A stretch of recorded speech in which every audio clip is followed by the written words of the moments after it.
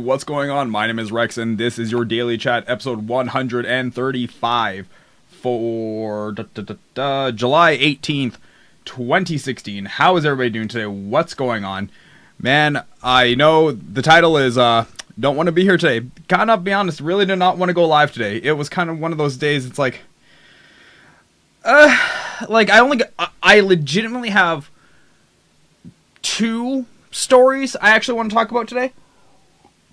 In fact, what I actually thought about doing today was, instead of doing the show, I was going to do a cooking stream. Because I got to make food anyway for, my workouts and everything. So I thought, maybe, we'll do a cooking stream today. But then I realized, when I did game streams, those did not go over well. Once we did this show, the game streams didn't go over well. Cooking stream was definitely not going to go over. So we opted against that. But as I told you guys last week, I finally got a new piece of equipment for the stream, a new piece of hardware, and I'm just going to show you it here. Nope. Booyah! That's right, guys. I finally dropped the investment on my Roland VT3 vocal transformer. For those of you who don't know what that is, please let me show you. Oh, yeah. Or, it could just be one of these things, like, hello, we're on the radio. Oh, whoops, sorry. Boom. This thing is a baller piece of equipment, and it ran about $300 Canadian. It was a pretty expensive piece. But really, it's one of those things that I wanted. I thought your sister was going to cook on Twitch. My sister was supposed to do a lot of things, Cheddar Bob. She was supposed to do a lot of things, buddy. But yeah. So I finally dropped that. I'm pretty happy. Plus, it lets me have some more fun.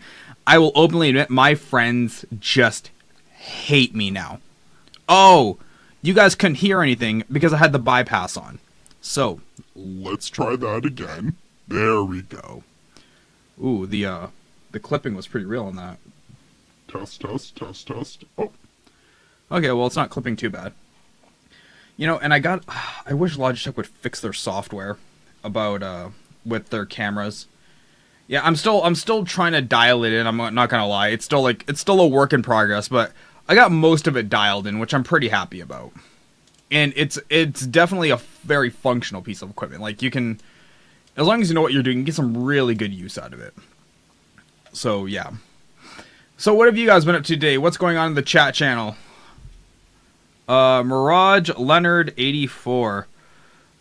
Thoughts of these upcoming games: Killer Instinct Definitive Edition, Telltale Games Batman Attack on Titan, or Telltale Games Batman Attack on Titan, Mafia 3, Recore, King of Fighters 14, Final Fantasy 15, World of Fantasy, God Eater Burst 2, Psycho Bass, Fairy Fencer F, Advent Force, Dragon Quest Builders, Corpse Party, Yokia Watch 2, Shin Megami Tensei 4, Apocalypse, and Shentai the Half Genie Hero. Damn, you can't ask. You know what? I'm kind of glad he asked them all at once. At least it's going to fill some time because, like I said, didn't want to do this stream today. So let's take them all one by one. Okay, let's see here.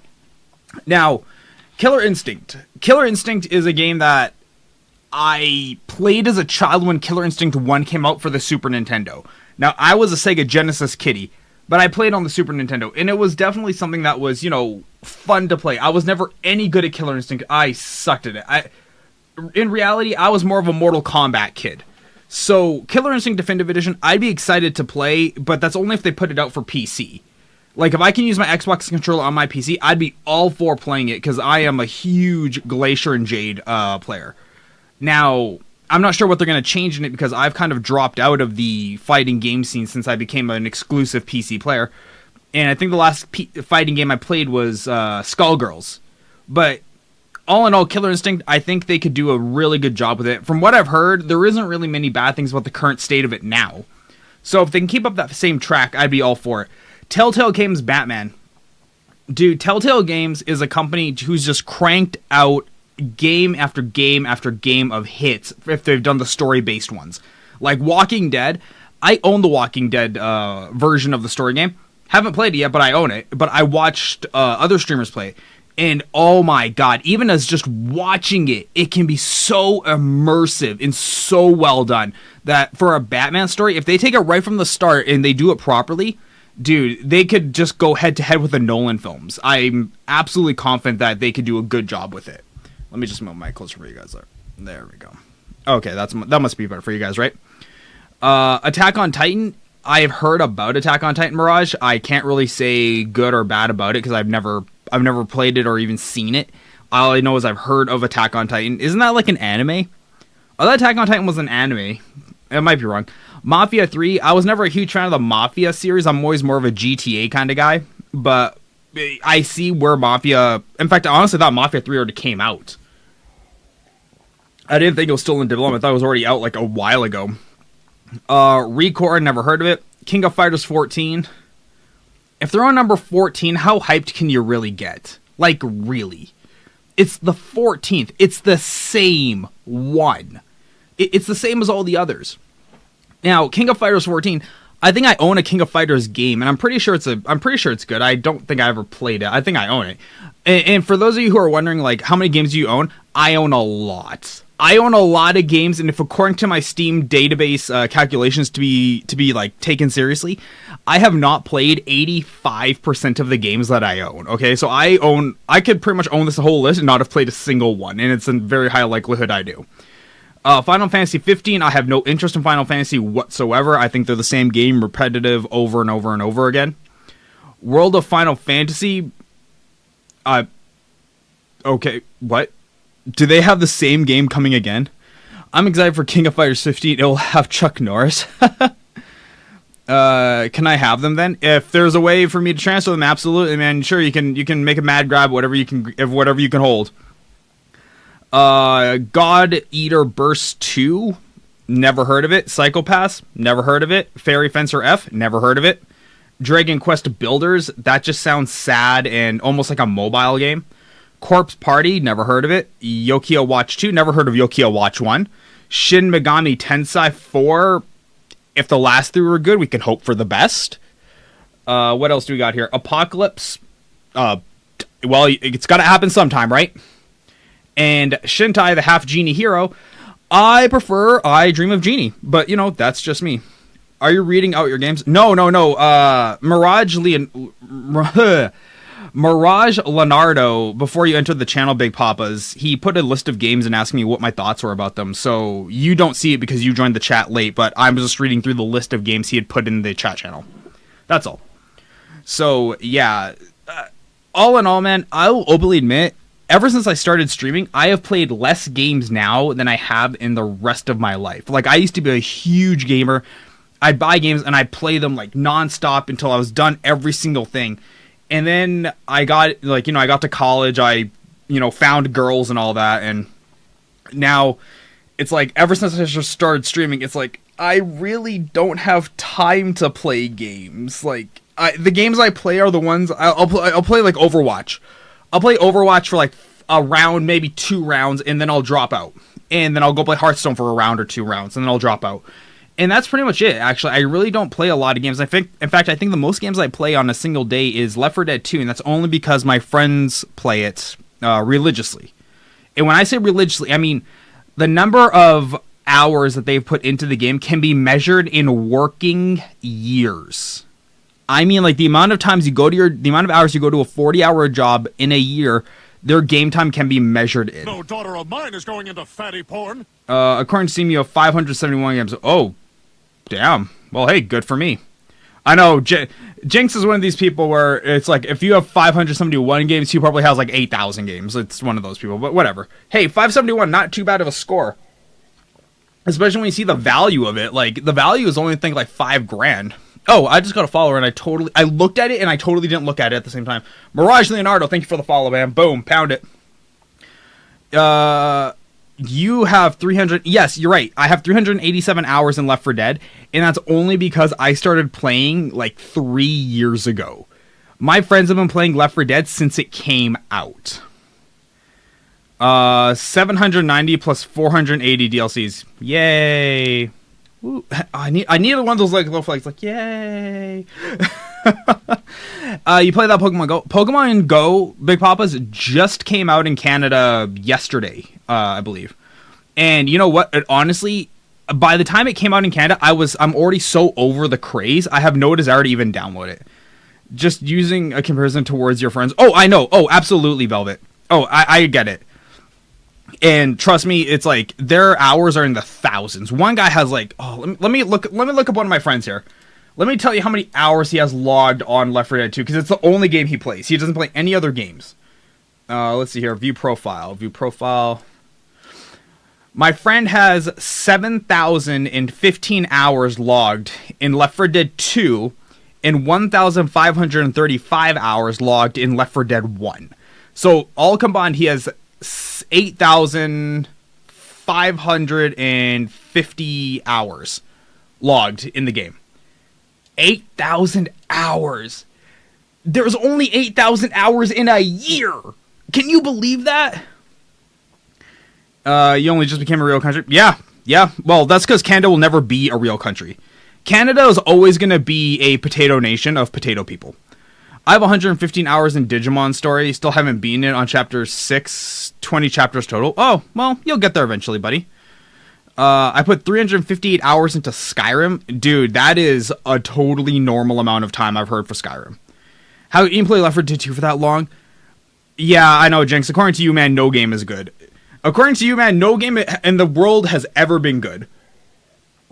Which is fine, man. I remember there's a lot of people like that and honestly, I'm bored of it. If we have to be perfectly honest, between me and the chat channel, I'm totally bored of Left 4 Dead 2. I hate playing it. It's boring. I fall asleep half the time. I'm just screwing around most of the time, not really doing much. In fact, I normally end up watching like YouTube or something or listening to a podcast while I'm playing with my friends. And not because I don't love my friends, but it's just because it's just like, whatever, man. Like, it's the same thing over and over again. So yeah, Witcher 3 was amazing. Oh, yay, way to get on that popularity bandwagon. The game of the year is a great game. Yay! How can I tell the difference between Canadians and Americans? If they say the word sorry, that's one way you can tell. A lot of games got pushed back to 2017. Yeah, they really did, man. Jix is a wanter of VR porn. It's the only way he's ever going to see a woman naked. Only game he will like until he walks out his window and naked.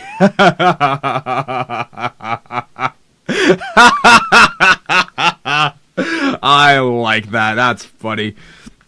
But yeah, guys. So, yeah, games, I'm just bored. I don't want VR. The way it's being marketed, it thinkers. See, there you go. For those of you who don't know Jenks, he's one of Devious Furball's friends and like the quintessential hipster person you will ever meet. Like I think in Britain they're called chavs or something like that. But yeah, he is the most quintessential one you'll ever meet. Trust me. Don't worry, nothing you say to him is gonna impress him. Just ever. You could bring him like a way to turn lead into gold, and he'll be like, whatever, I was doing that like 5 years ago. Oh. But yeah. So Lyrics, what was the last really good game you completed? You had to throw the word completed into there, huh? I am not a chav. Ooh. I don't know, man.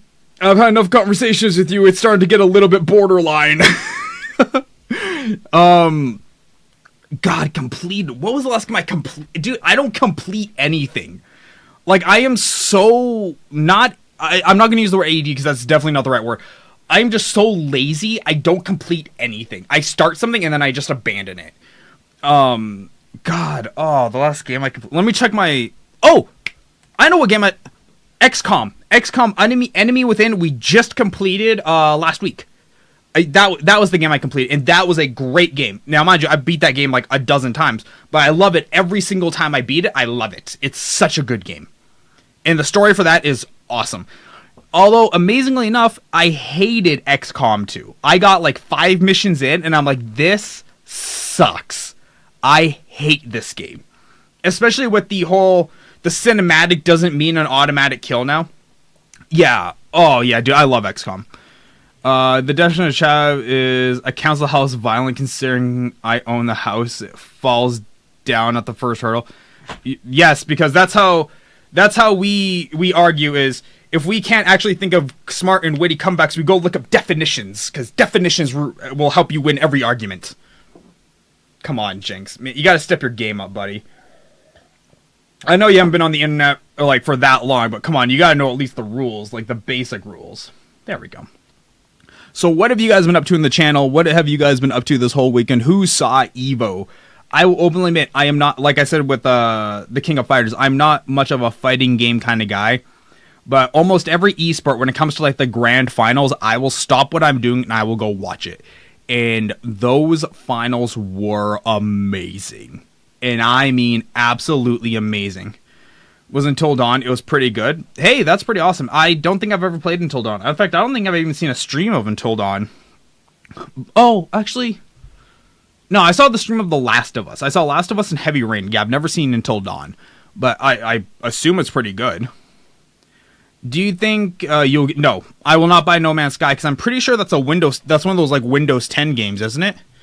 No Man's Sky. Isn't that a Windows 10 only... Windows 10. I work all this week, so I won't have time for gaming. Oh, that sucks, Mirage. That sucks, man. But you'll get to it eventually. Yeah, I think it's a Windows... I think it's one of those Windows 10 only ones, because it's going to use DirectX 12.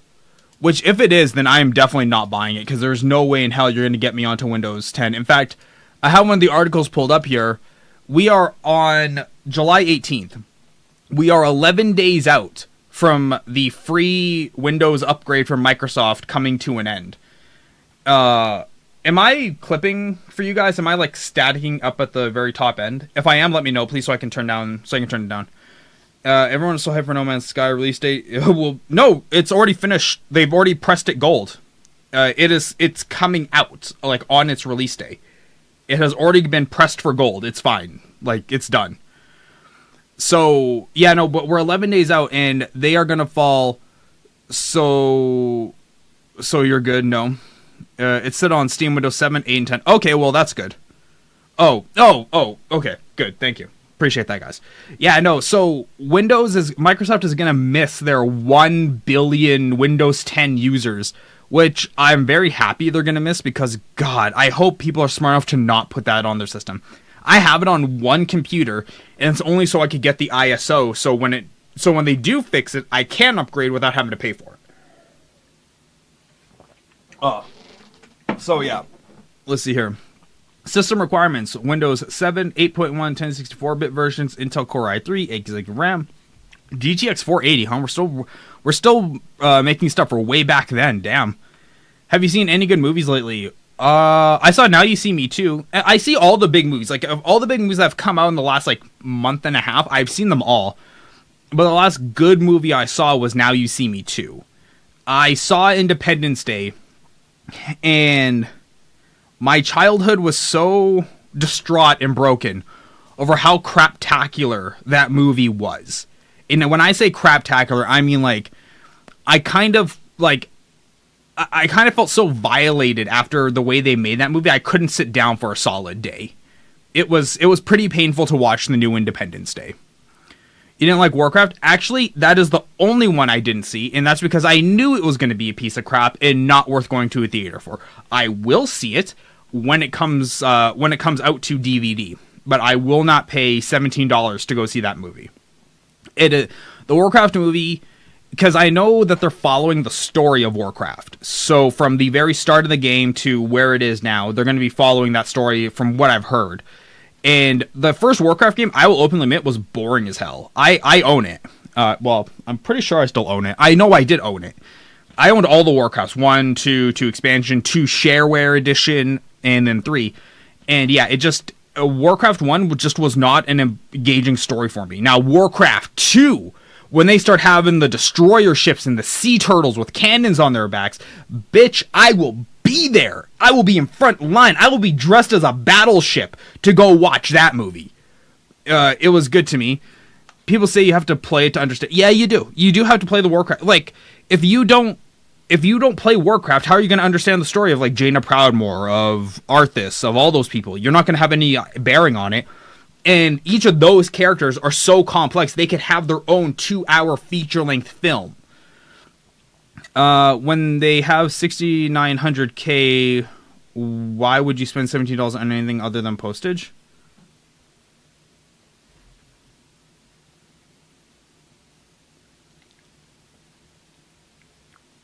Moving on. But yeah, no, Jaina Proudmoore and all those people, man, they're so complex of characters that, you know, like, there's whole story and quest lines built in World of Warcraft to tell you about these people. So, me too, Cheddar. Me too. So, no, I think Warcraft 2, the movie, will be great. Warcraft 3 is going to be awesome. And here's the thing about Warcraft. As long as this dude doesn't go off the rails with the storyline. And I know Chris Metzen was, I think, executive director or something. He was pretty tied to the movie's story. He made sure that they kept a pretty good handle on it. And as long as they stay true to the games and the books story that are considered canon, they will be just fine and they can produce some amazing shots. Now, I said this right from the get-go, though, when I saw they were using real people. This has to be a CGI film, but not just any CGI film, not like a Pixar film. This has to be done in the WoW cinematics style. Because that is really what is going to sell this movie. If I would honestly say, had they made it in the style of a WoW cinematic for 2 hours, I would have been there. I don't care if it had been like just a maid turning a guy into a sheep over and over as a GIF file for 2 hours. I would have sat there and watched it. But no, it was just kind of one of these things that real people were not what you needed for this. Yes, the chick had great abs, but guess what? You can CGI in great abs. They've done it before. The guy looked pretty buff. You can CGI that too. You can do anything you want with the computer, but the real people just kind of really turned me off to the whole idea. And it really kind of almost struck me as like a Dances with Wolves medieval kind of time, whereas Avatar was Dances with Wolves in space. This felt Dances with Wolves in alternative fantasy. It didn't strike me as a good movie. And I heard that they did like a Thrall storyline.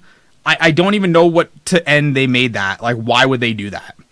But I don't know. Whatever. It's Warcraft. It made a decent budget. I was just checking it out yesterday on Box Office Mojo. Let's see here. As of today, Warcraft.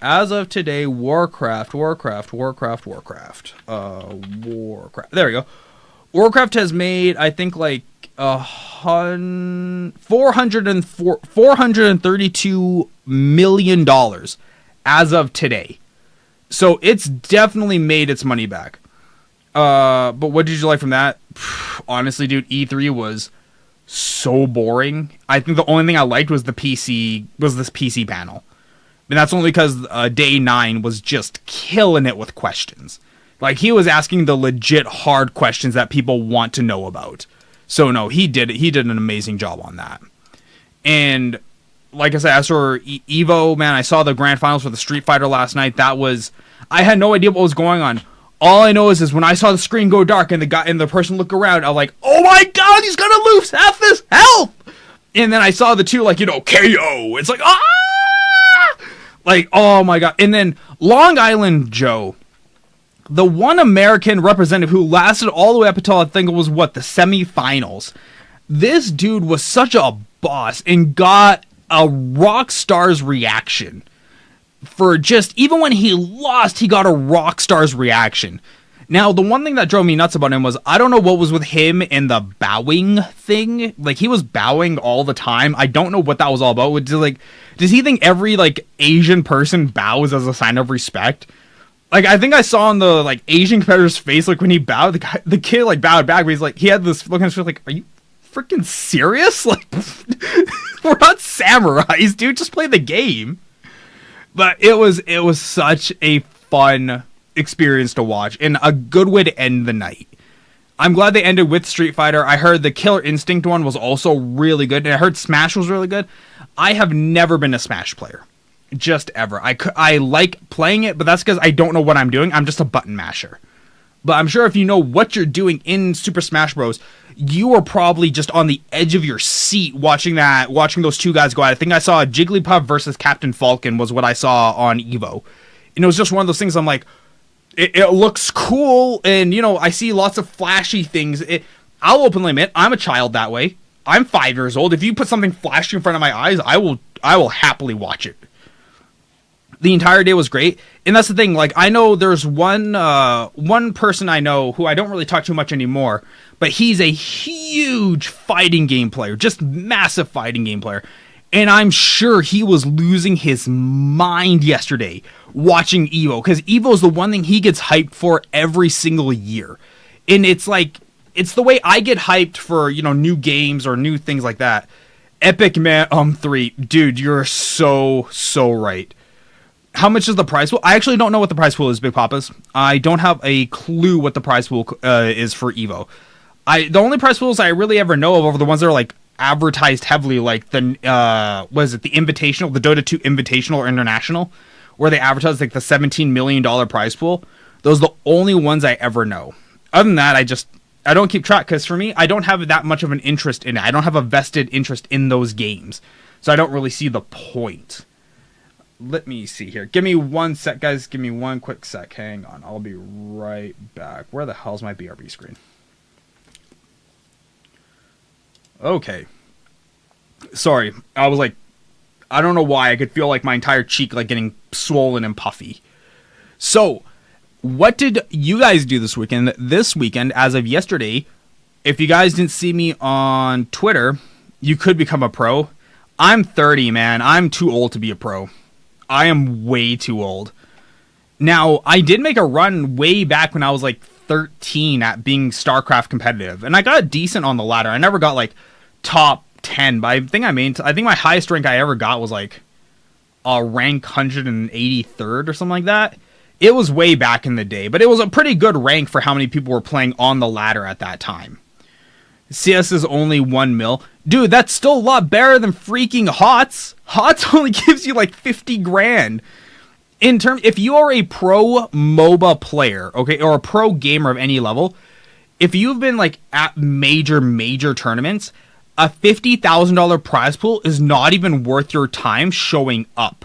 It's so low. Especially if you're on like a team of like 5. 10 grand? Oh god, man. Some pros won't even show up for 10 grand because it's such a low amount of money. Can't say what in, but he's a pro. Oh, dude, I am so a pro in that field. But CS is like the second biggest esport. I would say it's a third. So why so little? $1 million is not a small prize pool, but it all matters on how many people get drawn in on it. Like, when Dota 2 does the Dota 2 International, that can draw in 500,000 viewers. Like, that can really bring the money in for Twitch and for Valve. Whereas when CSGO does their World Champs, I think I see it gets up to like 300,000. So still a lot of people, but a significantly less amount than Dota 2 gets. So it's all based on that. Plus, gotta remember, there's a lot of other tournaments for CSGO that go on that are not sponsored by Valve. Like, there's a lot of ESL. Why would Valve not give money? I wouldn't be surprised if they actually did, since they own the game. Just like with Dota 2, the $17 million prize pool was only 25% of what they racked in, but they still did it. I've only been following the fighting game community for about 3 years, and I'm glad to see it growing. Yeah, dude, esports as a whole is just taking off right now. In fact, it's getting to the point now where you have companies who you never would imagine before getting into it. People like Geico Gaming. In a million years, if somebody told you back in 1997, hey, you see that car insurance company right there? They're going to be a major esports game company one day. Like, really? You'd look at, like, okay, first of all, what the hell is esports? And second of all, who are you? Why do you have that weird beard? And then third, why would an insurance company get into it? It is just, everything right now is just blowing up. And this is the time that if you have any kind of entrepreneurial kind of spirit in you, and you want to do something with gaming, this is the time. In fact, I don't want to say the gold rush is coming to an end, but we're a little over halfway, I believe, through mid gold rush. Like, you don't have that window of time to kind of get yourself in there is closing quick. And I say that because you already have emerging solid companies like ESL showing up who are just taking over esportsing. So what Ubisoft is doing with your pre-purchase money in an unfinished game, Gary Busey is going to be the next Hitman of... What? Seriously? I read this article that Cisco tournament had more people watching the... Oh, yeah. Damn, I wouldn't be surprised at all about that, man. Esports, they're starting to see it. That's why it was on... hell, Evo was on ESPN last night. They see how much viewership this is drawing in, how many advertising dollars you can get from this. This is not a small field, but that's what I'm also saying. We're mid Gold Rush. Like, the major mainstream media is already jumping on this bandwagon. They went kicking and screaming into it, but they're getting on it now. So if you have an entrepreneurial spirit in you, try and do something with esports if you've got the knowledge. And for the love of God, make sure you have the knowledge. Do not just think that you have the knowledge and then try and advertise that. That's not going to work. You're going to be busted immediately. You need to know what you're doing. But if you do know what you're doing, woo, you can write your own ticket after a year or two. Like, it's pretty solid. In fact, that's what I've been working on now, is a bunch of back-end stuff. That's also why I don't stream for as much now. It's because I'm always doing calls. Because, well, I know where I want to be in a year. And while I want to be on Twitch, I see a more lucrative future being on the back end, as the puppeteer pulling the strings kind of thing. So, I'm working more on that now. But yeah, guys, this is like the time. Why don't you make your own esports team? So, I've thought about it. Because I have, like, Soda Poppin is, I think, Northern Gaming, who's just... And that's actually one reason why I'm not trying to, is because Northern Gaming is running around owning everybody right now. They've been kicking all kinds of ass. In fact, I think they beat Team Liquid, which, if you beat Team Liquid, man, that's a trophy on its own. So, no, Northern Gaming is one of those crazy teams. But I thought about it, honestly. I've looked around, I'm like, to raise the capital to get an esports team, it's hard to raise the capital, but you don't need a lot of it. Because you pick a game that's relatively small, don't pick League of Legends, you're not going to get a team. But pick a game like Overwatch, it's a new game, no one's really solidified them as the top spot yet.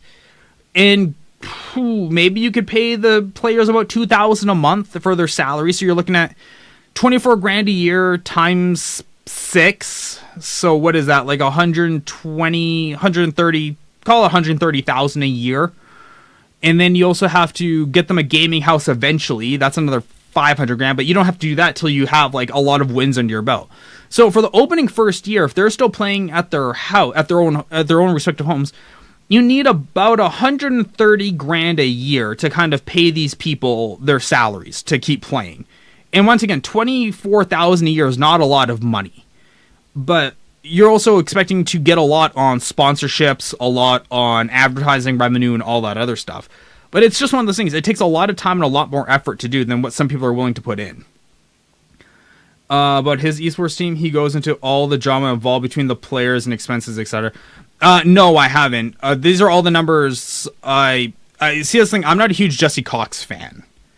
Now, I've been following Soda Poppin's team with a very tight microscope. Like, I've been watching Soda Poppin talk about all his expenses, all his stuff too. I have not seen Jesse Cox. In fact, to be honest with you, I didn't even know Jesse Cox owned a team. I know TB owned Axiom Esports, but he ended up abandoning that when the whole health concerns kind of came up. So I'll definitely check out Jesse Cox's, because I'm sure he's probably got, like, obviously he's got way more experience than I do. Like I said, mine are all taken from what Soda Poppin's been taken and then extrapolation outwards. So I'll definitely take a look at Jesse Cox. I just can't stand the guy, though, man. He's so freaking annoying. It's just everything about this guy's like, ugh.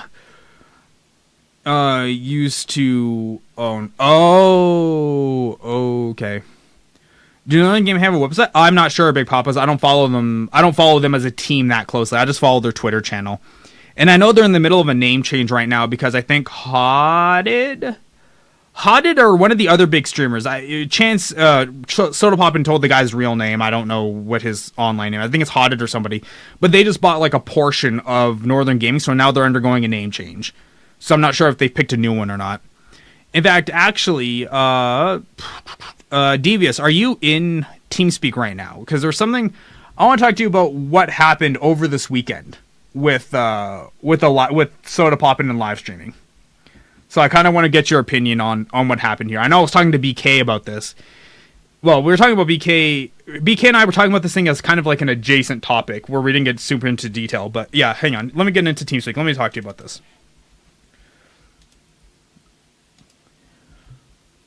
Connected. Channel switched. Devious. What's up? Hey, dude. Okay, so over this last week, sometime between Thursday and Sunday, Soda Poppin did a Pokemon Go live stream. Okay. Yes. Now, I know you don't make your ways around the internet like I do, but did you hear about the little video that came out about them? No, do tell. So they were in the middle of taking a break, and I guess they were driving. Mm-hmm. And him and his girlfriend, Legendary Leah, and I think two other people who I didn't know were with him.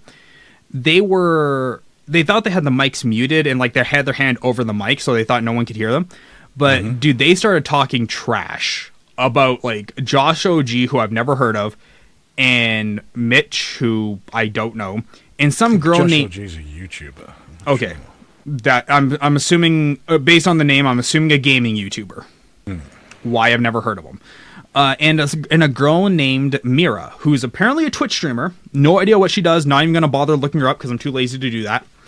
But they just started talking trash. Okay. And I mean, like, if you had somebody put a video up on YouTube, it was a very poor quality. So somebody re-uploaded it with higher quality audio. And it was like, wow, man. It's like, like all the stuff I joke about and make fun of people for. Okay, well, they were doing in like seriousness. Like, it was pretty nasty. And now people have just been lambasting Soda Poppin for it. And like it made its way on like Scarce's drama channel, and it's made its way around YouTube and the Reddit forums and all that. But people are saying like, these people should be banned now because of this, because now they say it's a violation of Twitch TOS. I call that. I'd say it's like TOS adjacent. It technically is. I mean, they're allowed to have their opinions. They thought what they should do is an apology. Yes. I mean, for the simple fact is they thought they were off air, or at the very least muted. Able to have a personal conversation instead of a conversation shared with the entire world or whoever was watching. Right. And they're allowed to have their own personal, private opinion. And there you go. Big Papa says they apologized on Twitter. Should they be banned? I think, technically, they should be certainly punished, somewhat disciplined for their actions. But at the same time, I mean, I know they don't like these people. And for whatever reason, I don't know why they don't like them. Perhaps, I don't know. I mean, if Soda Poppin and Legendary Leah don't like them, they must be fine, upstanding fucking citizens. Okay, I'm going to show you on screen what Legendary Leah's and Soda Poppin's apology are, okay? And this is the reason why I'm not giving it much weight. Legendary Leah. What I said yesterday was so unnecessary and dumb, utterly disappointed and embarrassed, it didn't need to be said and bared no weight. That's her entire apology, okay? Let's take a look at Soda Poppin. Not a lot brings me to tears, but I'm so disappointed in myself and how I talked about other people today behind their back. I never expected some of it to come to light, and half the stuff was random bullshit I said to fill the void of silence. But I'm disgusted with myself for being so wrong to people who have done nothing but good for me. That is their ideas of an apology. Well, Soda Poppins is better than Leah's. Neither one should be considered acceptable. That's horrible. Look, you know what? If you're gonna go that route, with not owning it, then just do what I do and just own it. Do I talk trash behind people's back? Yes, but guess what? I'll also say it to their face, and I'm okay with that. Okay, they might not like me, but once again, I'm okay with that. But don't talk trash and then give these half-assed BS kind of apologies. Like, that was sad on its own. Okay, come on. That apology, you gotta admit, those are both pretty sad. Well, yeah. They aren't very good apologies. I do think Soda Poppins was better. Yes. I don't know why he'd be moved to tears over this, but yeah. At least it gives the impression that he has humanity. Yeah. I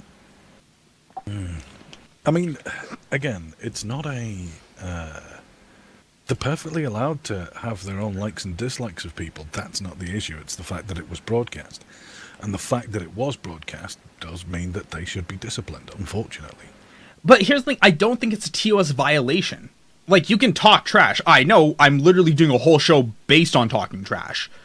But it's like TOS adjacent. I wouldn't say it's a direct violation of the TOS. Now, if somebody wants to pull me up the Twitch TOS and I will actually read through it, because I'm not going to look it up right now, I'd be happy to take a look. But I'm pretty sure it's not a direct, straight violation of the TOS. And Harry, but again, the Twitch TOS is so vague and grey. It's deliberately done that way so that, for example, they'll word it as like toxic behaviour. Yeah.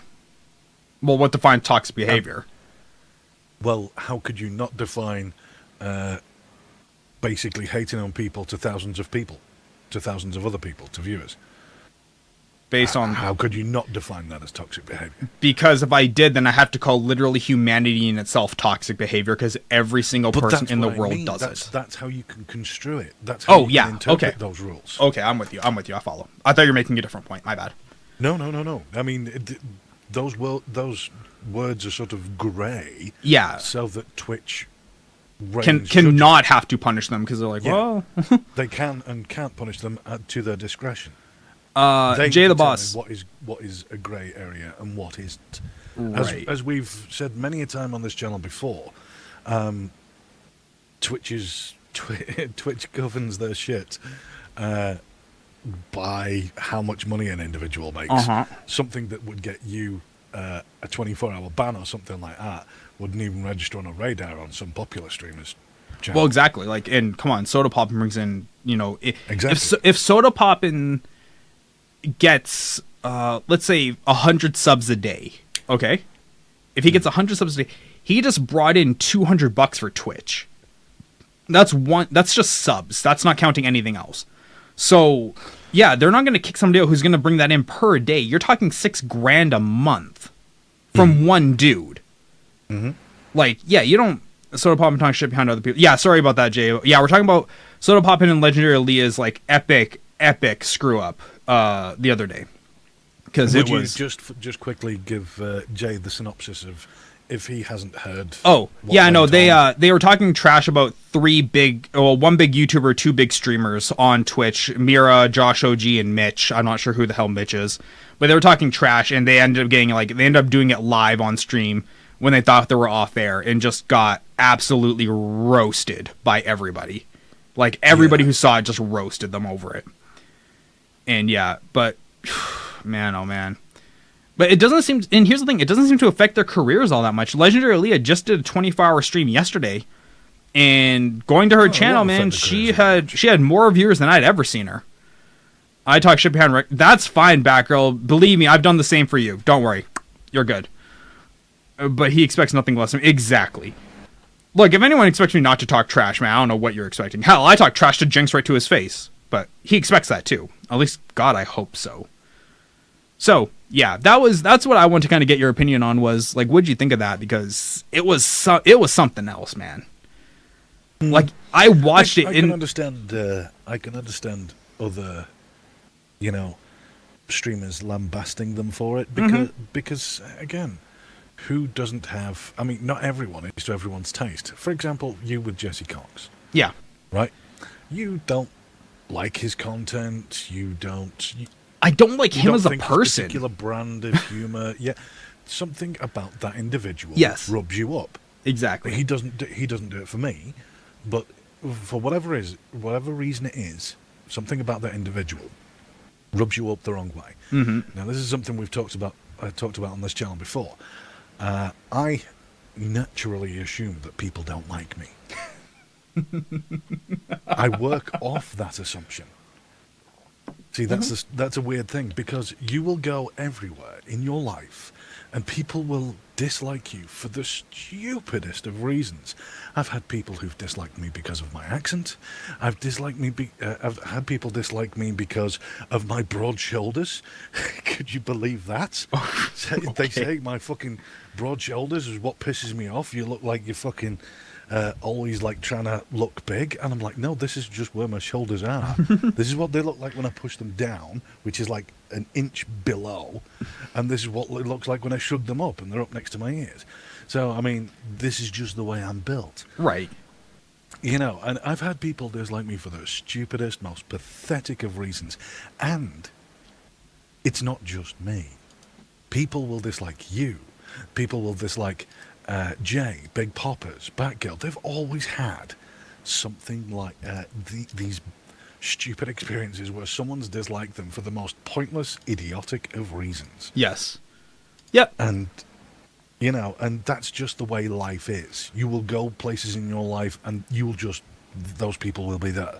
Yeah. Look, you're never You going to can win still 100% approval rating. You can't. Yeah, exactly. You could be like the Pope or whatever. You know, you could I hate the live Pope. Bam. a completely wonderful life, free of you know, any kind of Badness. sin or badness or whatever, and people will still dislike you. It doesn't matter. There's nothing you can do to change this. And again, with people, this just happens. Yeah. So people are entitled to their opinion, though, and yeah, that's just how it is. I honestly. Hello? Thing cut out. There you go.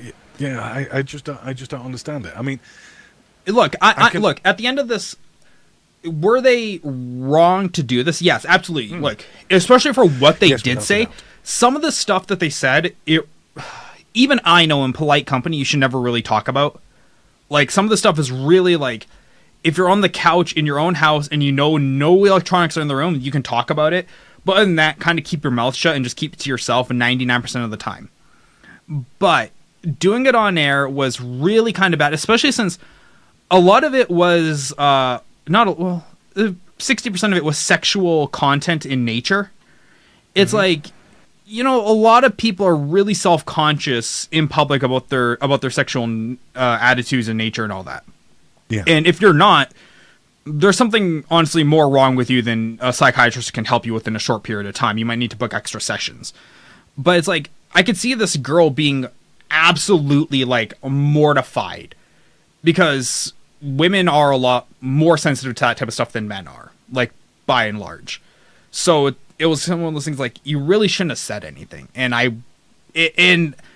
people on the subreddit, because, you know, of course the Twitch subreddit just blew up about this. They're like, ban them. Why aren't they getting banned? It's because that's not how business works. It's like, you ever hear that? You ever hear they are that? entitled to their opinion. What they did was morally wrong, but it's not against the rules per se. You know what, Big Papa's? It's not the fact that he does get it 24/7. It's the fact that they mentioned who was doing it 24/7. The recipient doesn't actually care. It's the giver that cares. But yeah, like of course the Twitch subreddit, when they're blowing up, they're like, why are they getting banned? It's because, well, one, they're two big ass streamers and they're not going to get banned for anything. But also, two, who is going to take their place? You? You with your 3 viewers and your potato-looking stream? Like, you think you're going to be the next soda poppin' to rise up and take his spot? Get real. It's like, even if they got... Every big streamer has had a moment where they've effed up. Every big streamer has. Legendary Leah showed her vagina on air. Soda poppin' passed out drunk on air. Tally passed out drunk. In fact, I'm sure if I look hard enough and I dig deep enough, I can find something for Co Carnage doing something wrong on air. And yeah, like, if they get banned, then more people will have no one to watch. So no, that's not how it works, Big Papas. That's not how it works at all. How streaming works, how Twitch works, and this is, you don't even need like a poll to prove this. You can just go look and see it. It is like a viewership black hole when you have a big streamer. Okay? When you go to any game, you almost always gravitate to the biggest streamer who's the number one in the channel. Because they are like the black hole just sucking up all the viewers. So if Soda Poppin' goes away, Summit takes his spot. If Summit goes away, Lyric takes his spot, etc., etc., etc., down the line. It doesn't mean that there's more people floating. It just means that the next big streamer got more viewers. Like, the odds of your stream increasing from your X to your Y is almost insignificant. Almost. And that's just something that people like, because I see that argument thrown around the subreddit on Twitch a lot, and it's like, that is such a puppy-eyed, dewy-eyed dreamer kind of way of thinking. That's like, all of a sudden, like, Soda Poppin's gone, great, now's my chance. Like, no. Those 17,000 viewers already have a place to go. What are your odds? Oh, dude, go buy a lottery ticket. That's how good your odds are. Like, that's how good your odds are. He may have actually been asking, what are your odds of the stream growing? Oh, my odds? I don't know, like 20%. Mine is, like, I pull in at least probably 5 new people a day who come in through the stream. Mm-hmm. At minimum 5 a day. So, my odds of getting noticed are pretty good. Now it's a matter of just retention. For me, it's more a matter of retention than pulling in, because based on the nature of the show, it's an actual talk show, and I know that must seem so strange for people looking in the category like, "What's this dude doing in front of a camera? Where's the game?" Actually talking. I know, right? It's like shit. It's like, where's the game? Surprise, surprise! It's the name of the actual stream. Yeah. Hey, what's up, Jenks? How you doing, buddy? Welcome back. Well, thank you. I just went and got my caffeine fix. Oh, nice. Yeah, no, I got up like 4 hours ago, and I'm still late. What if you fake some drama and we put it on YouTube? I've thought about it. I've legitimately thought about it. I would not put that past Rex. No, not at all. But Velvet Dove called me out on it, so then I didn't do it. Look, the one good thing I love about my mod team is if I have an idea, I'll always run it by one of the mod team members. And more often than not, they'll probably tell me, don't jump on that bandwagon, just leave it alone. Yeah, a lot of the time, for creating drama, it causes so many more issues than it's worth. Especially if you're a small streamer. Yeah. Well, and that's just it. I mean, a while ago, I can't remember who it was, but there was that dude, and he's like, oh, this guy's a paedophile, and he's grooming kids. Oh, that was Keemstar. Yeah, that was Keemstar. It was all bullshit. And that blew up in his face. Yeah, but that didn't actually blow up in his face for a while after that. Like, he hadn't even gone through his starburst yet. It would only work for Rex if he was the victim. Oh my god, can you imagine if I got to play the role of the victim instead of the actual like perpetrator? That's like a dream come true for me. It's like, not only do I get to play the role of the victim, I don't even have to manufacture anything. They're doing it for me. Yes. Yeah, but let's be honest, Rex, you couldn't play a victim even if you tried. Oh, trust me, man. I don't get to play the victim a lot, but when I do, man, I will milk that bitch dry.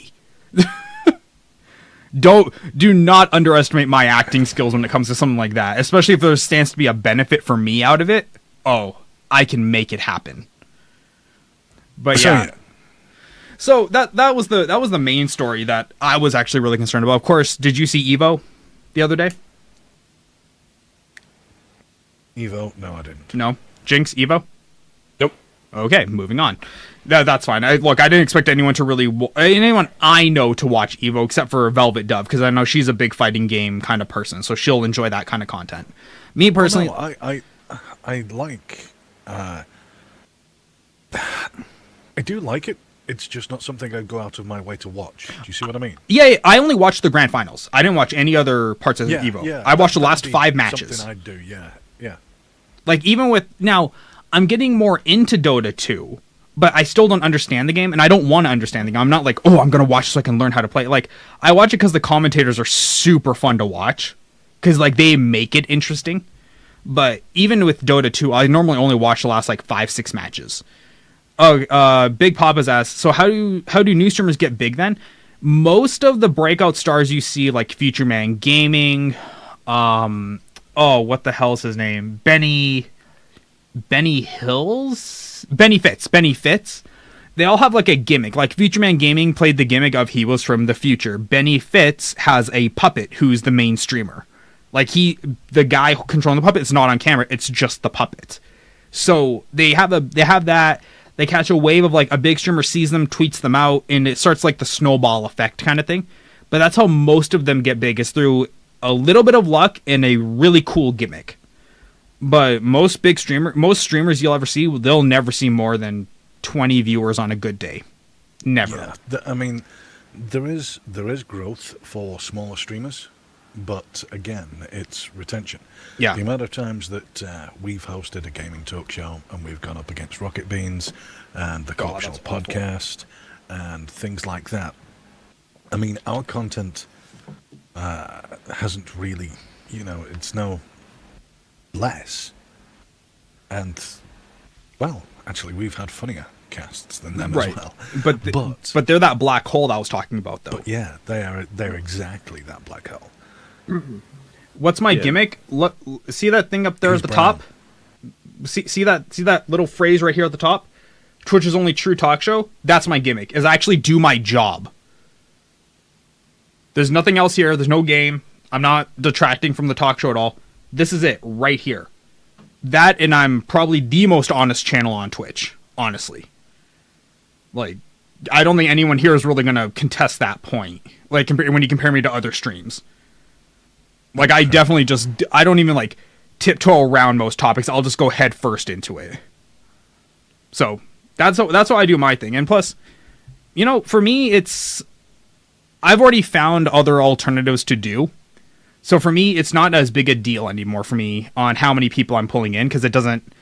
I found better back doors than actually front-end streaming. So for me, I'm good now. I got what I needed. I actually stream now just for fun and mainly to keep up experience and like just kind of skills. But yeah. But if you want to be a streamer... back door, Rex. What? Rush you to find the back doors, Rex. Yep, sure, why not? Whatever gets the job done. And like, of course... Oh, sorry, go for it, Divas.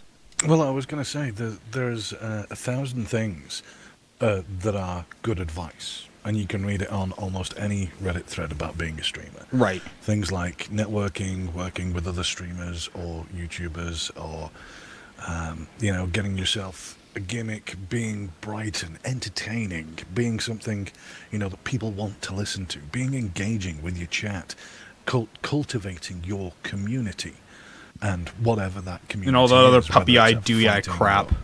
All of it. I mean, it's all relevant and useful advice. Will any one thing, or even all of it, make you a big streamer? No. There is 100 excellent streamers out there. I know some of them personally. Will they get big? I doubt it. Because they won't get that chance. They won't get the chance at being on the front page for a short while.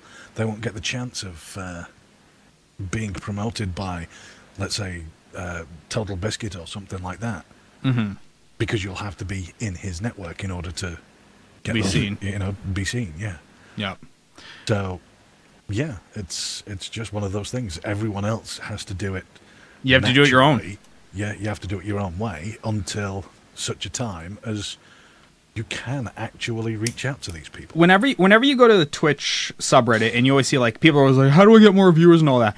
The only piece of advice that actually means anything to anyone is be consistent with your time schedule. That is the only piece of advice that actually means anything. Everything else, you're up to your own devices.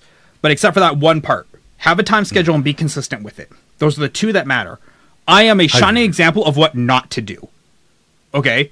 But I also have a different format than everyone else on Twitch where I can do that and not get in trouble for it.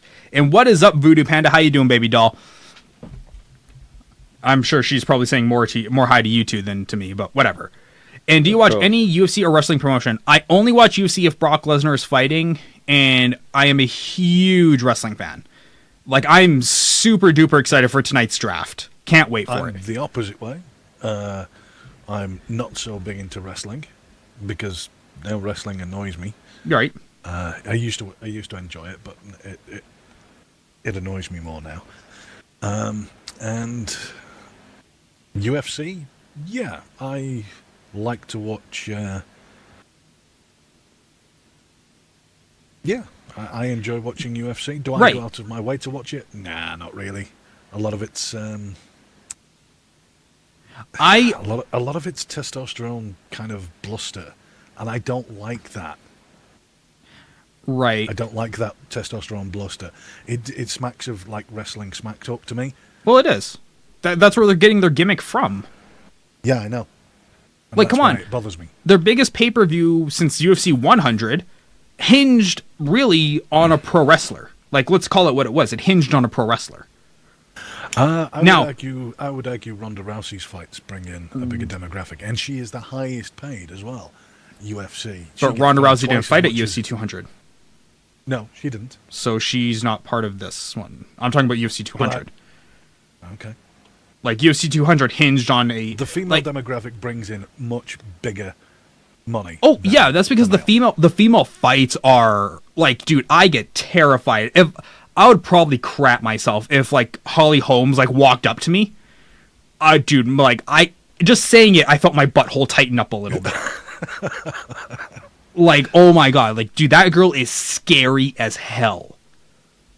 So, no, I get why like, and honestly, I think, what was it, UFC 198, where Ronda Rousey lost the title? Mm-hmm. I watched it only for the female fight. Like, Yeah. yes, you're totally correct. When the female demographic is fighting, they are, but for UFC 200 specifically, Brock Lesnar was the bigger draw. Like, I closed off after the Brock Lesnar fight, and then 5 minutes later realized, oh crap, I'm forgetting the women's fight, and I came back to it. You're on it. Hey, Did you expect Brock to beat Mark Hunt? Absolutely. Dude, Brock Lesnar is essentially a mountain that got really angry and turned into a man. Okay? Like, and come on, did you see Brock Lesnar? He was in the best shape of his life. And that's saying something when the guy's in pretty good shape the entire year round. Like, did you see UFC 200, Devious? I didn't watch it, no. Not live, anyway. But you did see it, though, eventually. Yeah. Okay, so yeah, you saw what Brock Lesnar looked like. Yeah. Like, oh my god, I think he had to have cut a solid 5 pounds. He had to either cut 5 pounds or gain 5 pounds of muscle to look like that, because he looked terrifying.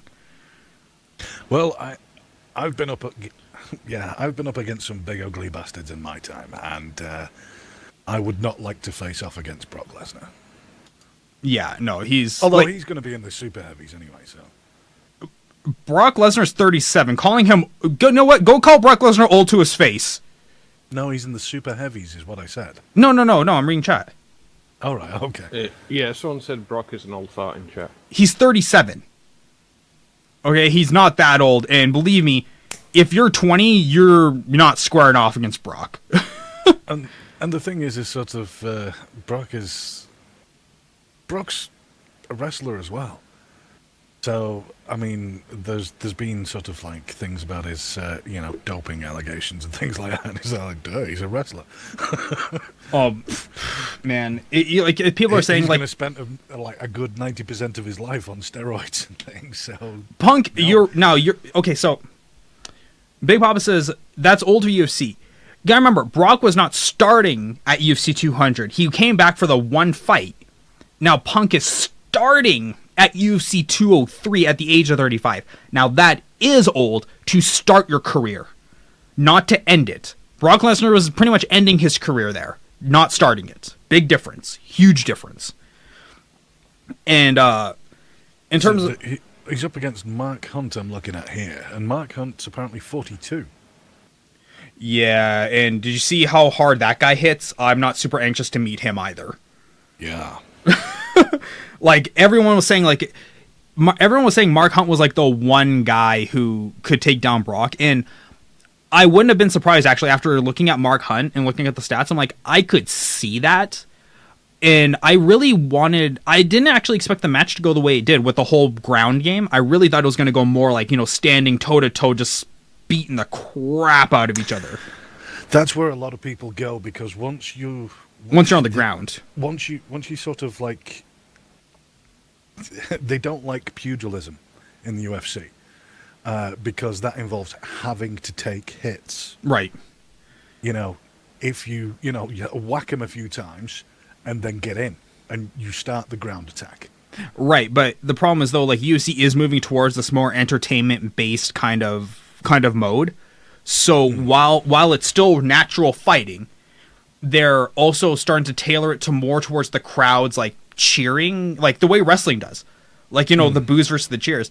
And when people started booing the ground game when they were down, the ref actually said, because they were on the ground for the whole round 2, all round 2 they were on the ground, and the guy actually said, if you guys don't start fighting, I'm going to take away a point from each of you.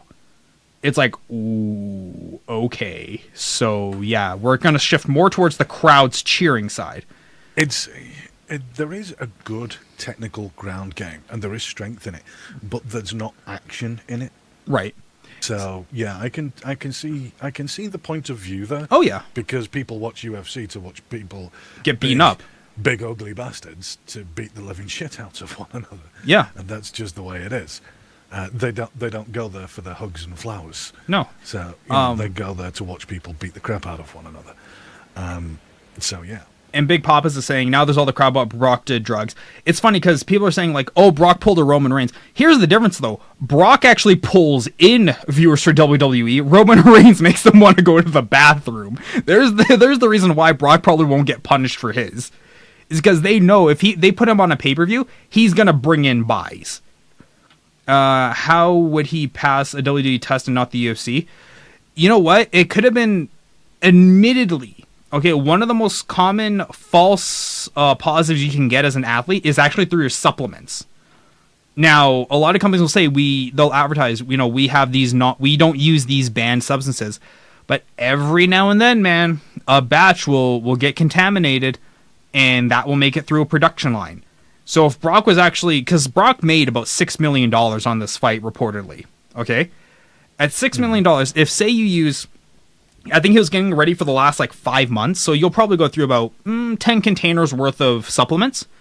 When you go to buy your supplements, you just buy the entire stock at the store, just all the stock they got, because you use what you use, and then you keep the rest in storage in case you ever get a false positive. They can just yank from your house, one of the bottles and retest it to test the stock, because you pulled it all from the same pile.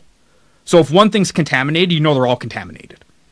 But I don't think Brock would have been stupid enough to be doping like that. I don't think he's that dumb, because he saw what happened to John Jones, or whatever the guy's name was, who got pulled from UFC 200.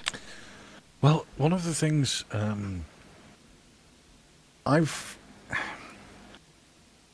doping, in my mind, is something different.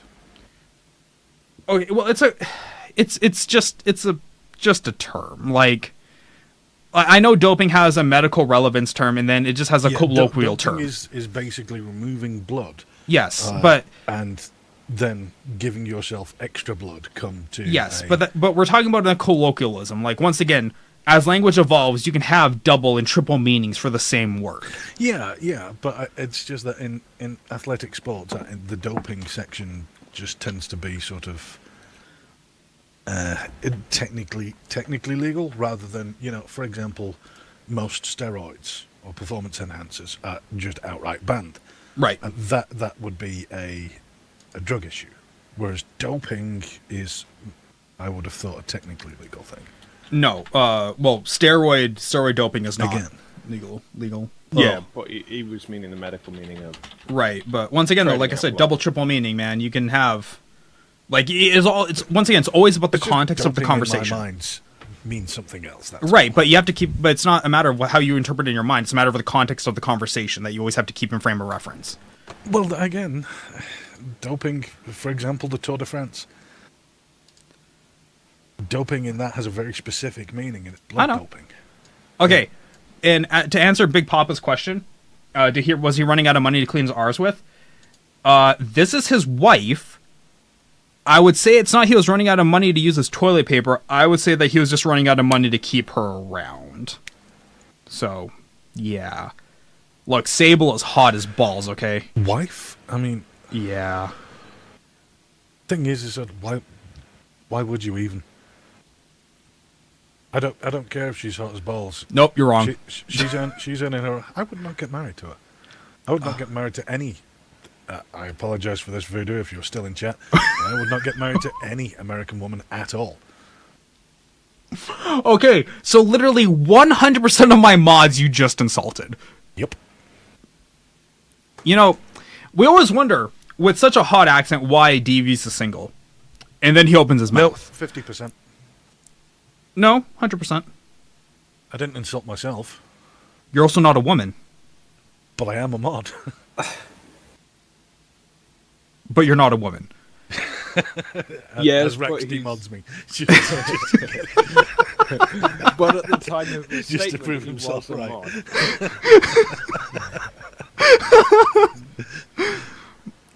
mod. More than 4 times. Dude, he's probably had it more than 4 times in a single afternoon, okay?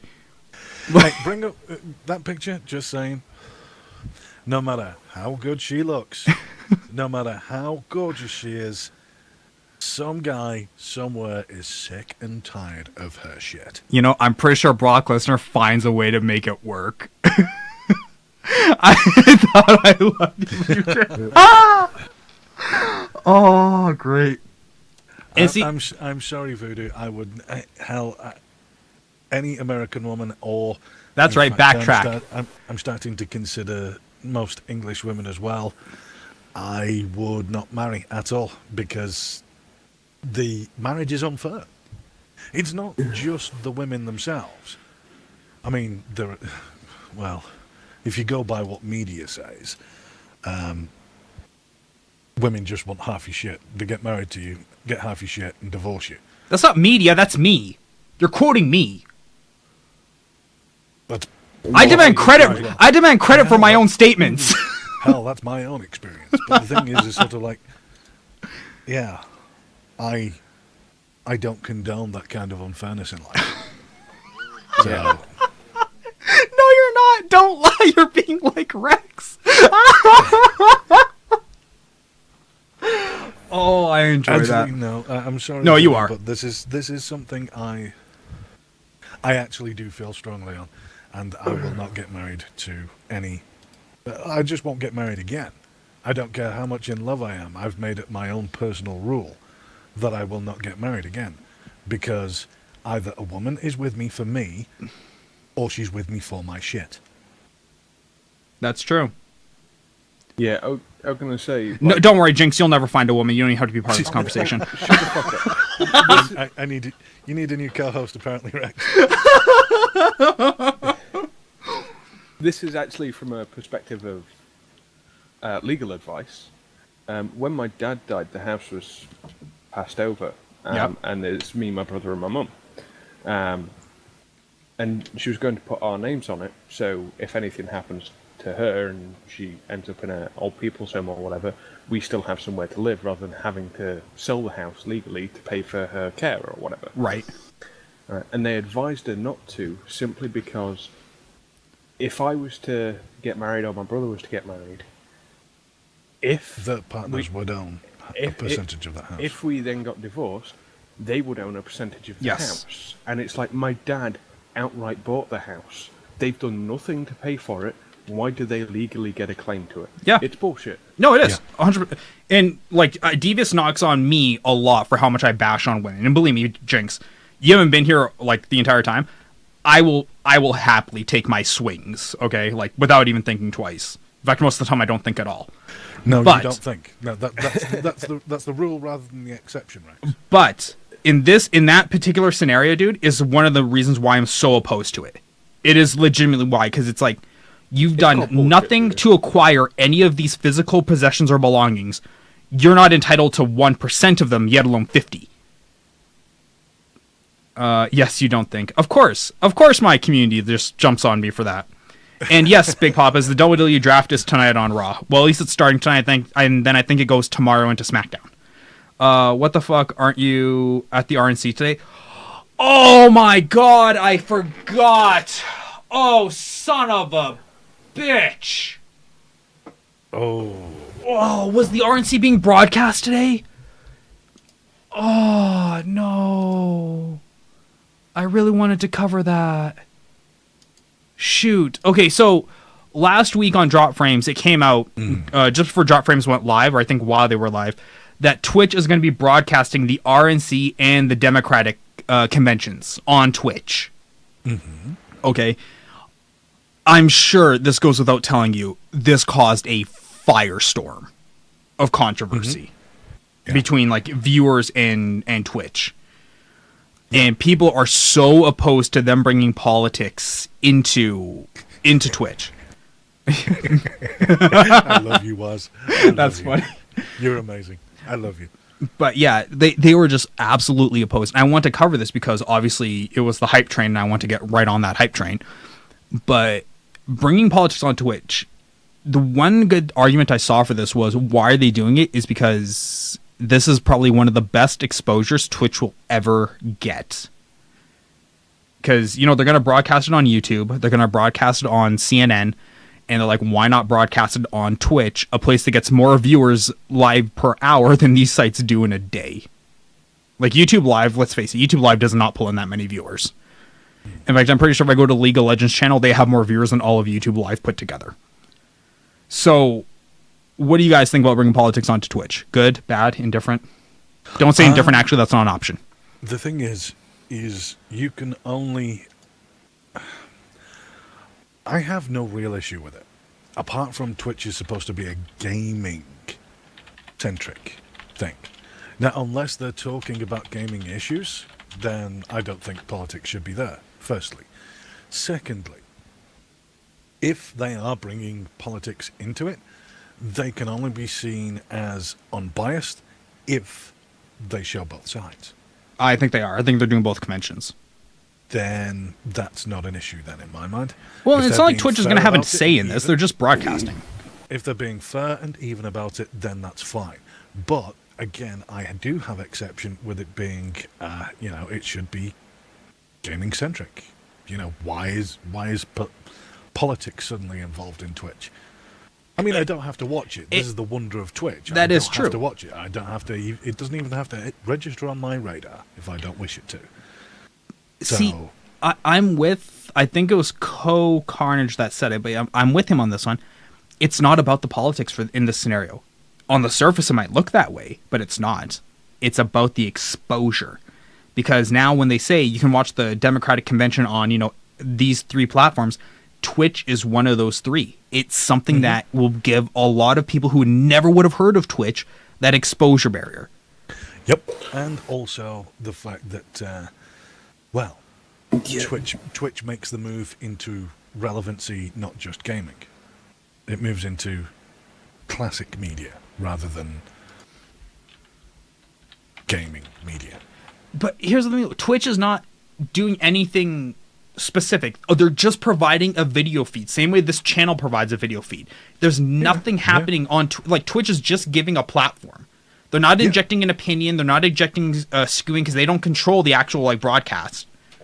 So people are wondering oh my god, they're going to tell they're going to skew it one way or the other. I don't see how. I do agree with Steve's point that people...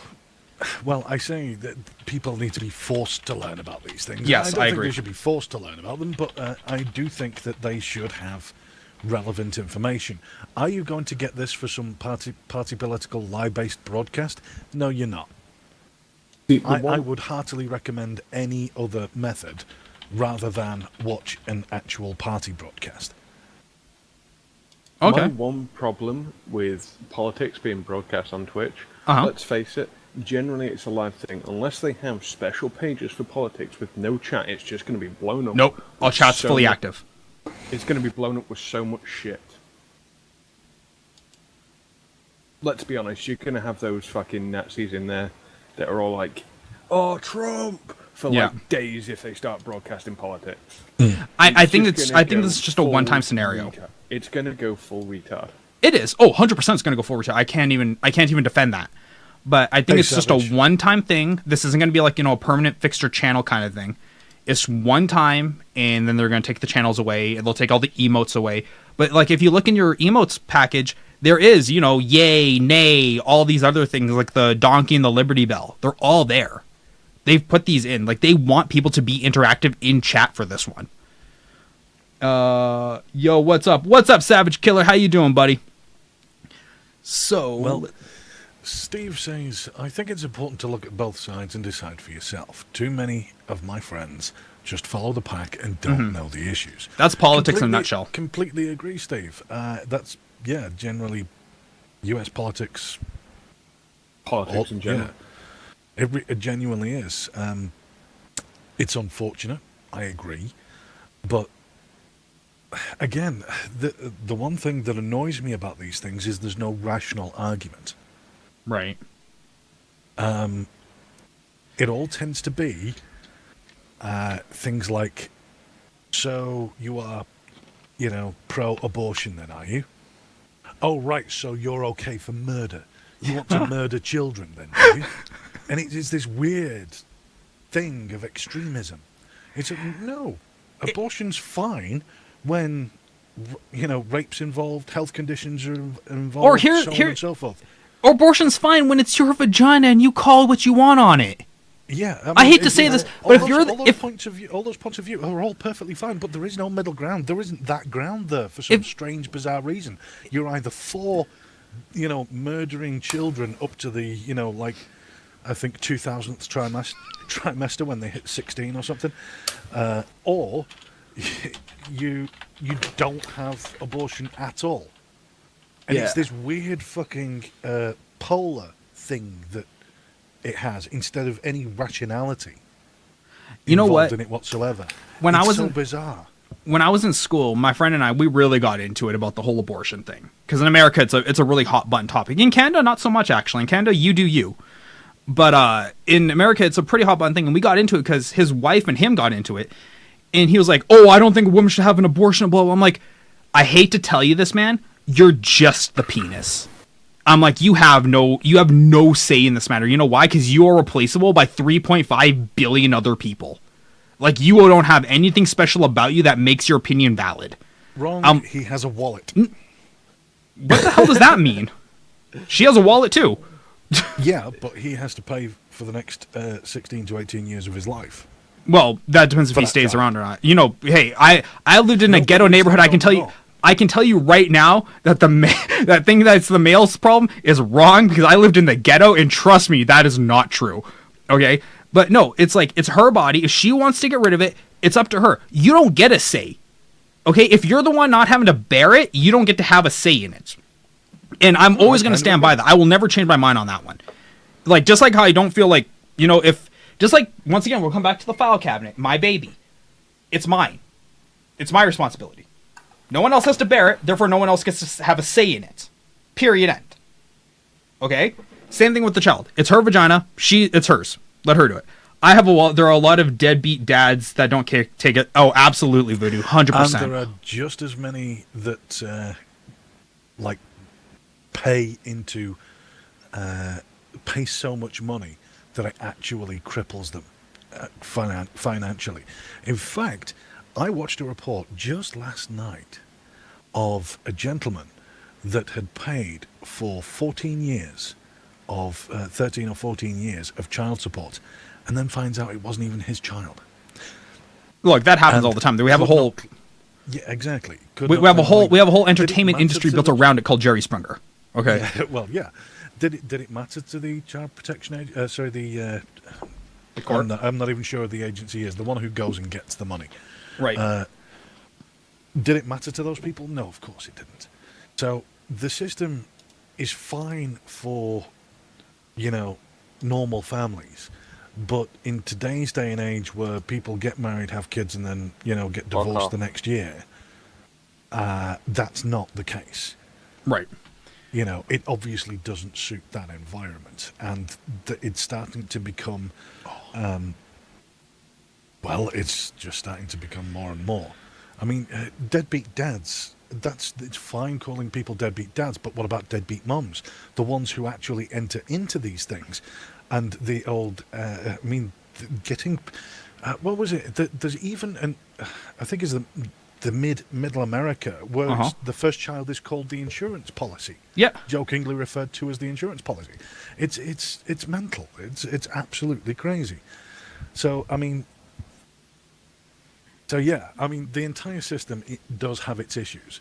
But going back to the politics and Twitch thing, because we've digressed a little bit away. Yeah, from that. let's reel it back into. I've been sat here listening for like past 5 minutes, thinking, "Where the fuck are you going with this?" We have digressed quite a bit away from that. But this is one. hey, But DJ hang on, Jackson. sorry. I just want to talk about Jenks. When you remember that, I think it was Big Papa's. He asked like, "What's the gimmick?" This is it right here. You're seeing it. The fact that we will transition right into something that, admittedly, almost no other streamer will even touch. Like it's not even like, oh, I don't want to really talk. Like, no, we went like balls deep into this one. And welcome to the gimmick of this show. Devious shush, haha, man, you made a powerful enemy today, Devious. Like, you made a powerful enemy today. Oh, God, what have Only you done, because Devious? I'm right. Can I join? What have you done, Devious? Can I join Devious on Voodoo's shit list and Who the say, seven hells is that talking? Is that in Nathan? That's Nathan. That's I don't have TeamSpeak open. Bastard. Nathan! How long have you known me? Like, Sat here chatting for fucking hours on end, and you still don't know my voice. And there's only four of us. just like most Asians and black people, you all sound the same to me. He came in and I even said, "Hi, Nath." I didn't say anything. This is a freaking I did. dumbass, that's Oh. why. Yeah, we did. and can I also point out when you said Jenks to stop me talking, I wasn't even talking. Once again, you all sound the same. That's But, racist. It's not racist when it's true.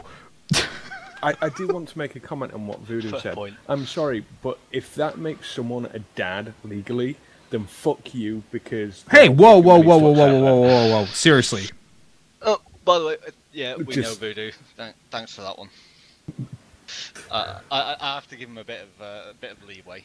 He is rather special. I will. I'm gonna steer away from that topic because Yes, I've we're already gonna been just switch into nerve right with- off. We're not even gonna like. We're just gonna move on. What is Terminator 2? Is why- this the same dude that was asking questions all last time? is possibly. Yes, it is. Yeah, it is. Steve Jackson. He's just trying to link a picture that says, "Oh, my mom's gonna kill me. Oh, my mom's gonna kill me." Like it's just an abortion thing. It's fine. It's fine. I got it. I can see your links. It's fine. What was I gonna say though? Yeah, but let's whoever is vaping, can you please either like go push to talk or something? Bringing the. Okay, well, we're gonna go mute.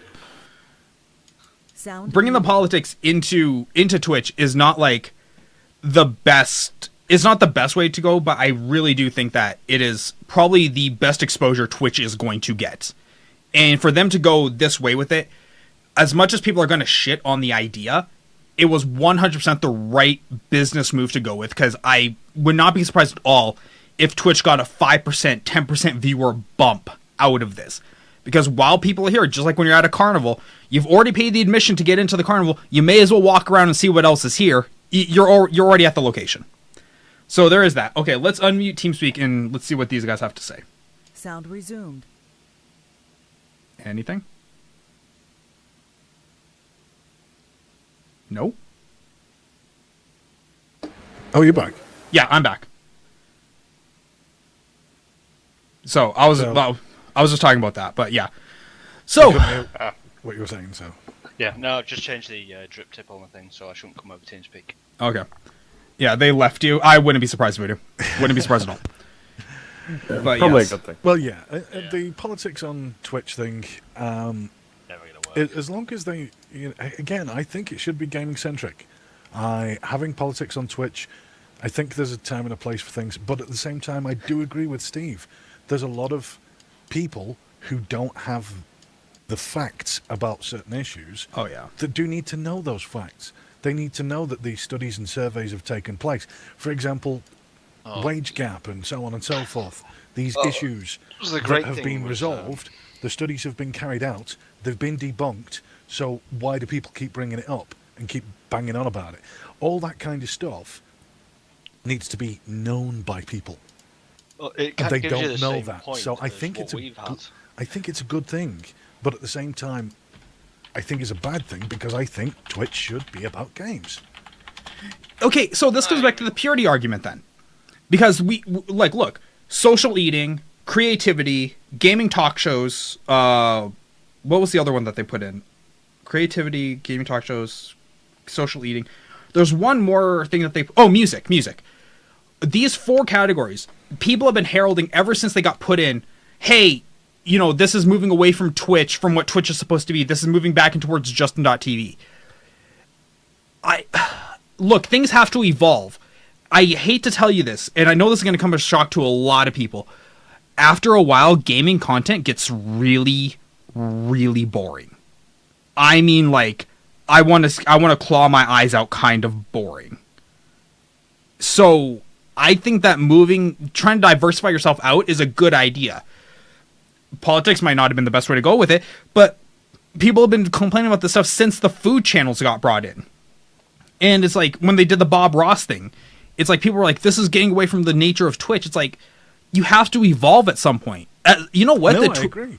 The food channel, I follow the food channel, okay? At any given time, the very lowest number I've ever seen is 250 active concurrent viewers at any given time. And that's on the low days. I've seen that channel up in the 5,000s. So, it's kind of one of those things that people just need to kind of make their peace with it. The only people who I can see have a very legitimate kind of vested stake in complaining about this evolution is people like Lyric, Summit, where they're the big streamers who, you know what, they're not going to get as many viewers as they would, when these channels did not exist. Talk. I agree. Okay. Yeah, then again, that's bad business on Twitch's part, right? No, it's not. It's great business. It's fantastic business. I think it should still be gaming, but I'm all for the creative side of things as well. I love the creative. In fact, I love watching Bob Ross. Ruined. It's ruined. Saved. Fucking love it. Saved. So I mean, I love all that stuff. It's something I wouldn't have experienced otherwise, and that's important. Now, can Twitch segregate these things off? So for example, you won't be suddenly interrupted by by a party political broadcast in the middle of your favourite gaming stream. Like, what do you mean? Well, they start popping up ads in the middle of people's streams. Gotcha. Okay, I'm with saying, you. I follow. Hey, go watch this stream instead. Like, yeah. Yeah, that kind of shit.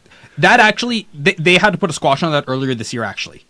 Yeah. Because it came out with, who was the big streamer it came out with? There was a big streamer that somebody recorded a promo video for, and it started rolling on other people's streams. Like Carnage's stream. And they're like, hey, why is this? Oh, I think it was Summit. It was Summit who did it. And it was a promo video for a company, but it started rolling on other people's streams, and they had to put a squash on that because the outroar was huge.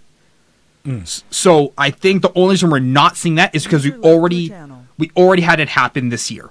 So it already had its backlash. Yeah. But I'm just saying sort of like things like that. I mean, do I have to go out of my way to find the #politics channel or something like that? Again, if they segregate things out like that, that's perfectly fine. If I want to go and watch someone create some music, I can go to the creative channel. If I want to go and watch some, anything, someone cook, I can go to the food channel. So the cooking channel. I'm perfectly fine with that because then I can find the content that I want. So as far as I'm concerned, Twitch can hold as many things as it wants, but as long as that doesn't interfere with the gaming side of things, honestly, I don't see an issue. Yeah, and that's how I feel too. It's like, evolve as a company, evolve as a medium. Just don't let it detract from the core value. Harry Man, what's up? Just watching CNN. You already posted that once. You'll never know until November, man.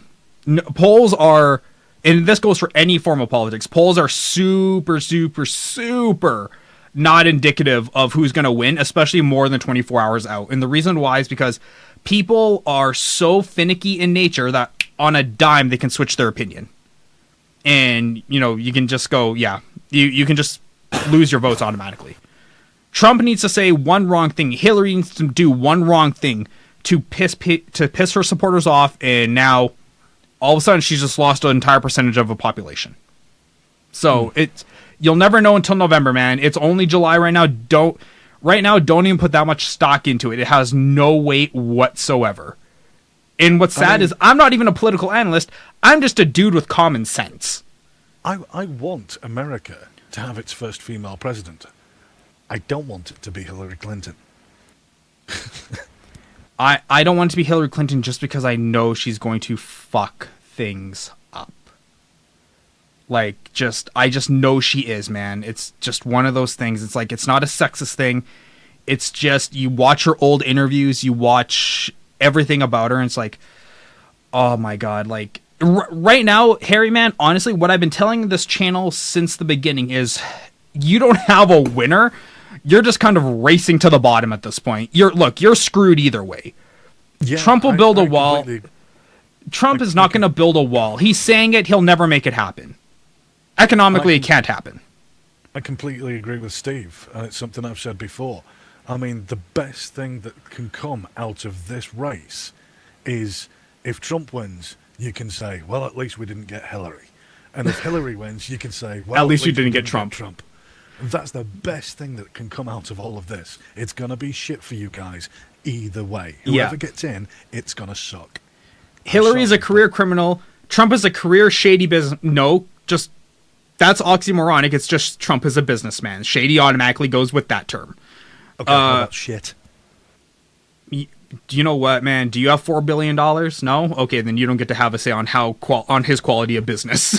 Neither do I. Hey. The fact that he...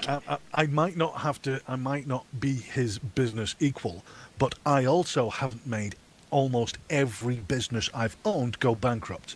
He clearly hasn't done everything wrong, because clearly he still has money. Done everything wrong. No, he's still worth a shoot ton of money, man. Like, he's not done everything wrong. Huh? No, he hasn't. Hasn't done everything wrong, but that doesn't make him a good businessman either. Yeah.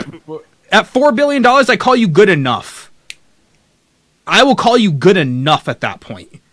Because look, you have 9 more zeros behind your bank account than I do. So you win. Mental note. Must make more fun of Trump because it gets on Rex's tits. Roger. Yes, absolutely. You do you, man. Whatever you take to fill my airtime, man, I'm willing to let you do it.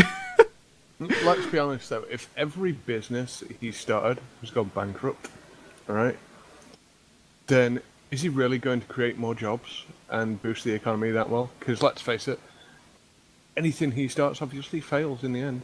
Okay, so what about Hillary then? You're clearly a Hillary supporter, so what about her? What's she going to do? And there's that Americanism. I really don't even know. You're clearly a Hillary supporter because you don't believe in Trump. Yeah. No, it's not that. Look, I'm not American enough to care about the politics, because the politics is not going to affect me in Canada. Yeah, it's not going to bother me either. Like, I don't even know who Hillary Clinton is or whatever. Well, she's the wife of former President Bill Clinton, who, in all honesty, was presidents. Who in all honesty was America's last greatest president in recent times. Like, Bill Clinton was a phenomenal leader. He actually ran a surplus for his presidency. Okay, so like, she has some pretty big shoes to fill coming into that job if she wins. Rex is hard for Trump, he said before. Once again, man, it's not a matter of who I'm for or against. It's trying to look at the scenario and trying to see right now who offers the best options, because that's really all you have going for you. It's not, you're going to win or lose. It's just, you're going to just hope for the best. It's the best of a bad thing. It really is. It is. Yeah. Yeah. Trump is going to, good luck with that. You could never wipe out that debt now if every man, woman, and child in America forewent their salary and gave it all to the government to pay down the debt, you would not pay that debt down for at least what? That's if you halted the interest in its entirety, you would not solve that interest for at least a solid 12 years. Like if you had paid no interest and all you did was forego everyone's salary. $21 trillion. Think about that. That's 21 billion 1,000 times. That's, 21 billion 1,000 times over. That's a lot of money. Trump will not be assassinated. Dude, the Secret Service is so scary now, man. Like when they come to presidents and stuff, like who was the last assassination attempt on? Was it Reagan? Trump? No, it wasn't Trump. I think it might be Reagan. Presidential assassination. No, there was an assassination attempt on Trump, but presidential assassination attempt. I want to say Reagan was the last one I heard of. It was the one when. What the hell is that? Oh my god, that's scary. Basically, my idea of what this outcome of the next elections, no matter who wins, it's going to be, yay, smash. Yeah. Hit yourself in the face with a watermelon. Last attempt was on JFK? Okay, so JFK then.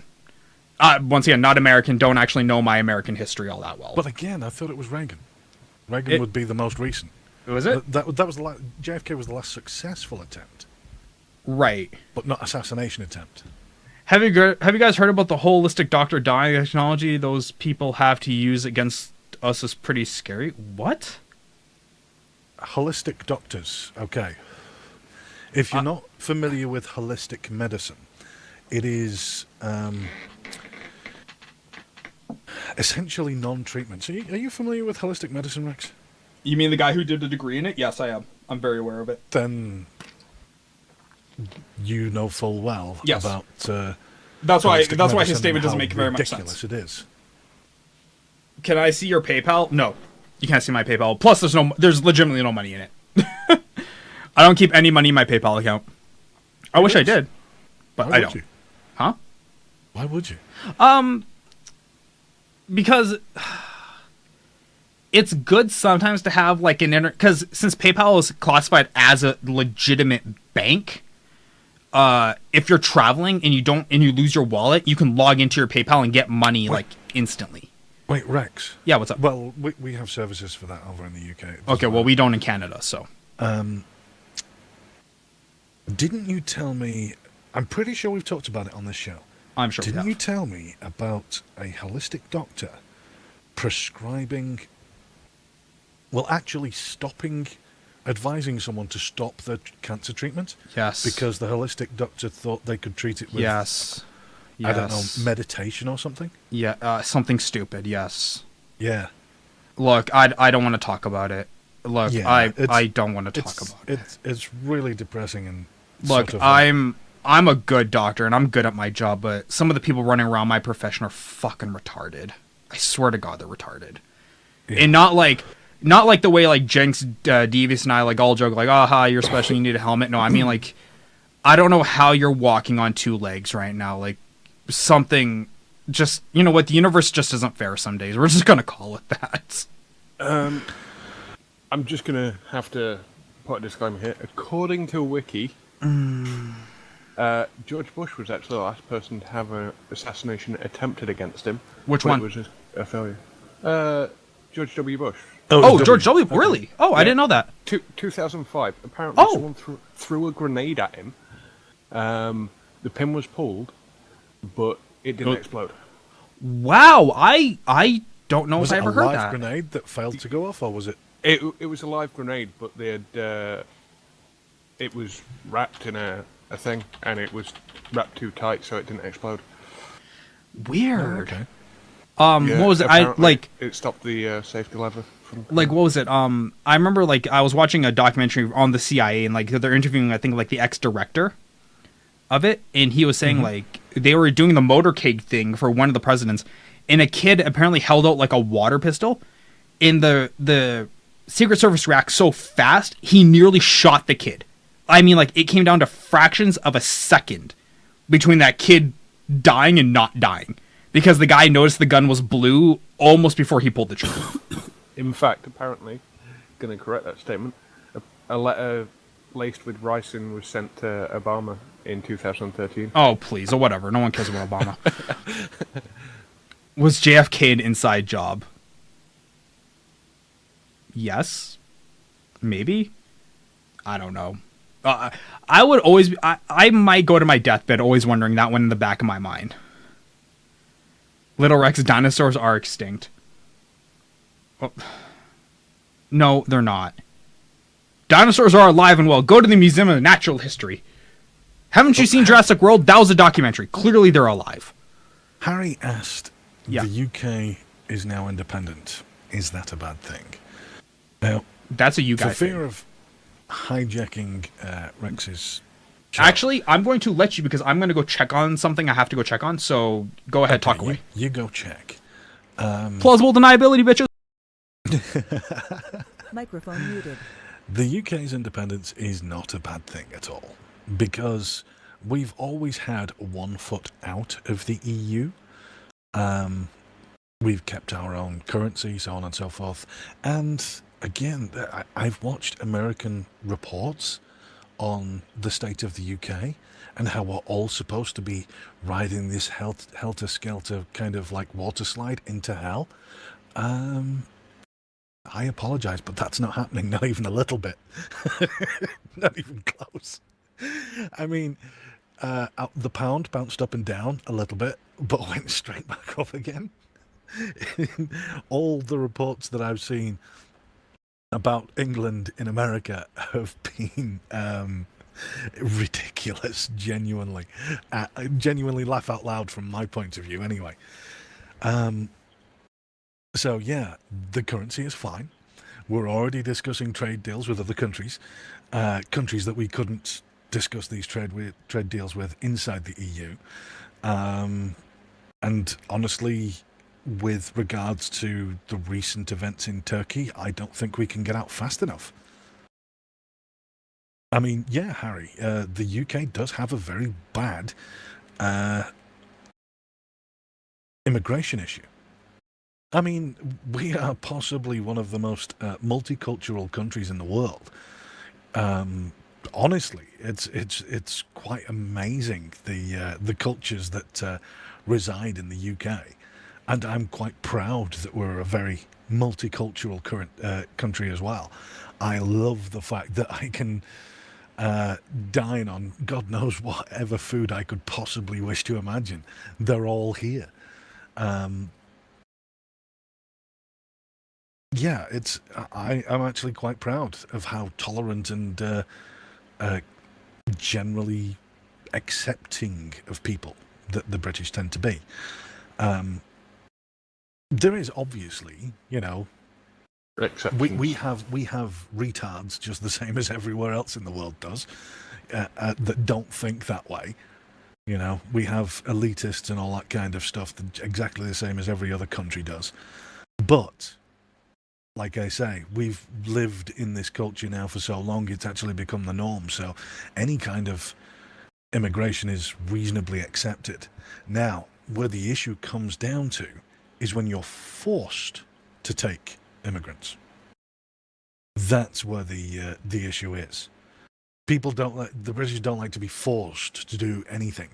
We're not a very religious culture to begin with. Despite having the Church of England having its own damn religion here and things like that, which is obviously a derivative of Catholicism. Yeah, even though we've got that, we're still not a very religious country. We just believe in being normal and rational. As you'd imagine, the stereotypical British person, the bowler hat, drinking a cup of tea, all that kind of stuff.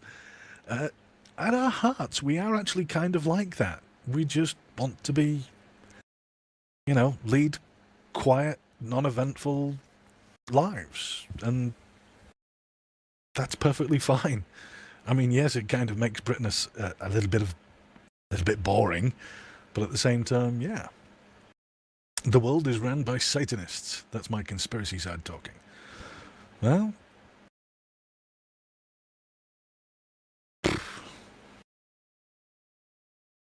yeah. I'm not sure what I can say to that, Steve. If you're right, well, they're not doing a bad job in some places, and they're doing a terrible job in others.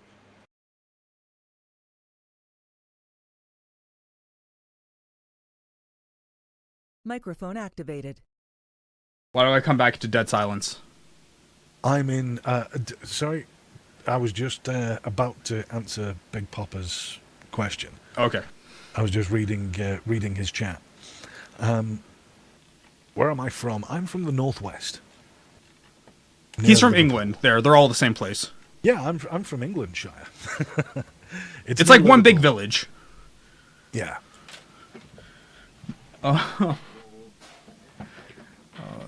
You're lucky you don't have people on a welfare over on that side of the pond. No, we do, Harry. You have know, lots of poor people welfare. exist all over the world, right? It's not just called It's just welfare. called welfare. That's all. Yeah. But it's the same thing. We do have a welfare culture over here, but again, we seem to be dealing with it reasonably well. Yeah, we have stricter rules on the ability to actually claim welfare. Yes. I'm from the Midwest. I was in the Midwest for about 5 years, dude. I love the Midwest of the U.S. So good. Is he in Englandshire? There is a. I have no idea. Whenever I hear the word Midwest, I always think the U.S. I think American, U.S. Yeah. I'm the same. So yeah, there is that. Man, we resprayed the green screen yesterday. It was a whole day thing because we finally got the air compressor all hooked up and everything. Oh my god, it looks so good now. Oh my god. I am so excited to use this thing because keying it out is going to be the easiest thing in the world now. That's what I was doing just now. I was out there just looking over the paint job, making sure I got all the spots and everything. But yeah, so good. And don't forget, the UK is Little Satan. Wow. You guys are funny. What other great conspiracies are there? I know there's a conspiracy that Fort Knox is all out of gold. That all the gold was taken out years ago. I know that's a conspiracy. I used to be really big into conspiracies. Now, not so much. He is from England. Okay, so he's from the Midwest of England. Gotcha. Cool. Yeah, We call our children kids because what you call baby goats because of people decide that. Okay. Oh my god, you guys. You know, Voodoo gives me crap all the time for losing track of a conversation. But sometimes I'll come back from just taking a leak and I'll come back and it's like, I was gone for 8 seconds. How the hell did this get so off the rails? In that longer than 8 seconds break, I went through the UK system and explained how it wasn't in a. You know, all these American news reports about the state of the UK now that we're leaving the EU, and apparently we're all in the midst of a fire and brimstone, helter-skelter slide into hell. I know America is. Well, we aren't. Okay, well, I know America is. Everything's completely fine and completely normal. Really, we just Harry? made the decision to leave the EU. Big fucking whoop. Everybody's thinking everybody thinking the UK is just running around in circles going, oh my god, we're gonna die. Look, everyone who's complaining about the UK, everyone who's complaining about the whole Brexit thing, including European people, now whether that be British or otherwise, I hate to tell you this, 99% of you have no idea what you're talking about. I don't either, okay? You know why? Because all of the stuff that this is going to affect, none of you do any of those jobs. You're not economists. You're not lawmakers. You're not, border protection or customs agents. None of you are any of those jobs. That's really where, when people are, saying doom and gloom, that's really a lot of the stuff affects. Economics, politics, laws. Okay? Unless you're directly attached to any of those fields, and I mean you're part of the system, none of you know what you're talking about. Same goes for technology, Twitch, media, all those kind of things. It's just, sorry, that's just the truth. I don't understand what truth it is that you're trying to put across. Everybody who's complaining about something more than likely have zero idea what they're talking about. Well, yeah, let's face it. Everyone bitched and moaned, and it's oh no, the country's going to go to shit. It's no. If my own insight into what U.S. news reports say, Oh, then God. we're all supposed to be, panicking. You can't take the U.S. politics seriously when it comes to other countries. They don't know what the hell they're doing. Making our own fallout shelters, resorting to cannibalism, God knows what else. Apparently we're all supposed to be, like on the brink of like a third world war or something, and it's completely, totally and utterly a lie. There's nothing like that at all. It's actually quite calm, normal. It's just in the UK. It's just another day. How about that? No. In terms of it's like, not changed a thing. in terms of like regular people stuff, it doesn't affect you in any way, shape, or form. No, even in business, it's not. It's not a thing. You don't know that look yet, at the pound. Dude, don't counsel me on this. Seriously, look at the pound. We're supposed to be in an economic crisis. Yes, during the Brexit vote, it went up and down a tiny little bit, and all of a sudden we were supposed to be spiraling into hell, and we're not. Seriously, the pound is normal. It's stable. It's there. Nothing's happening. I mean, it's lower than it was, right? By 2 points. That's a lot, dude. 2 points is not a small amount of money. Oh, okay, it's lower than it was by about 20 pence per dollar, but we're still the strongest currency. Seriously, nothing has happened. And it stabilized. It actually went lower than that, and it's gone back up. Economy is always stabilized. You expected it to. People shouted. People who thought that when you guys took the drop the night of the Brexit vote was going to be permanent, they were wrong. Like anybody who's ever followed economics for even 5 minutes can tell you that that's wrong. Like economics always stabilize because eventually the panic goes away, people forget about it, and stuff just goes back to normal.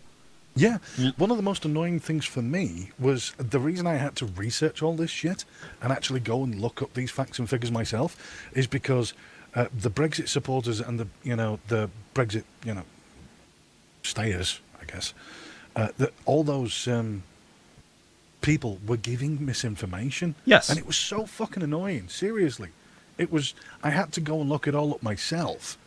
Simply for the reason, and just to find out that nothing was happening.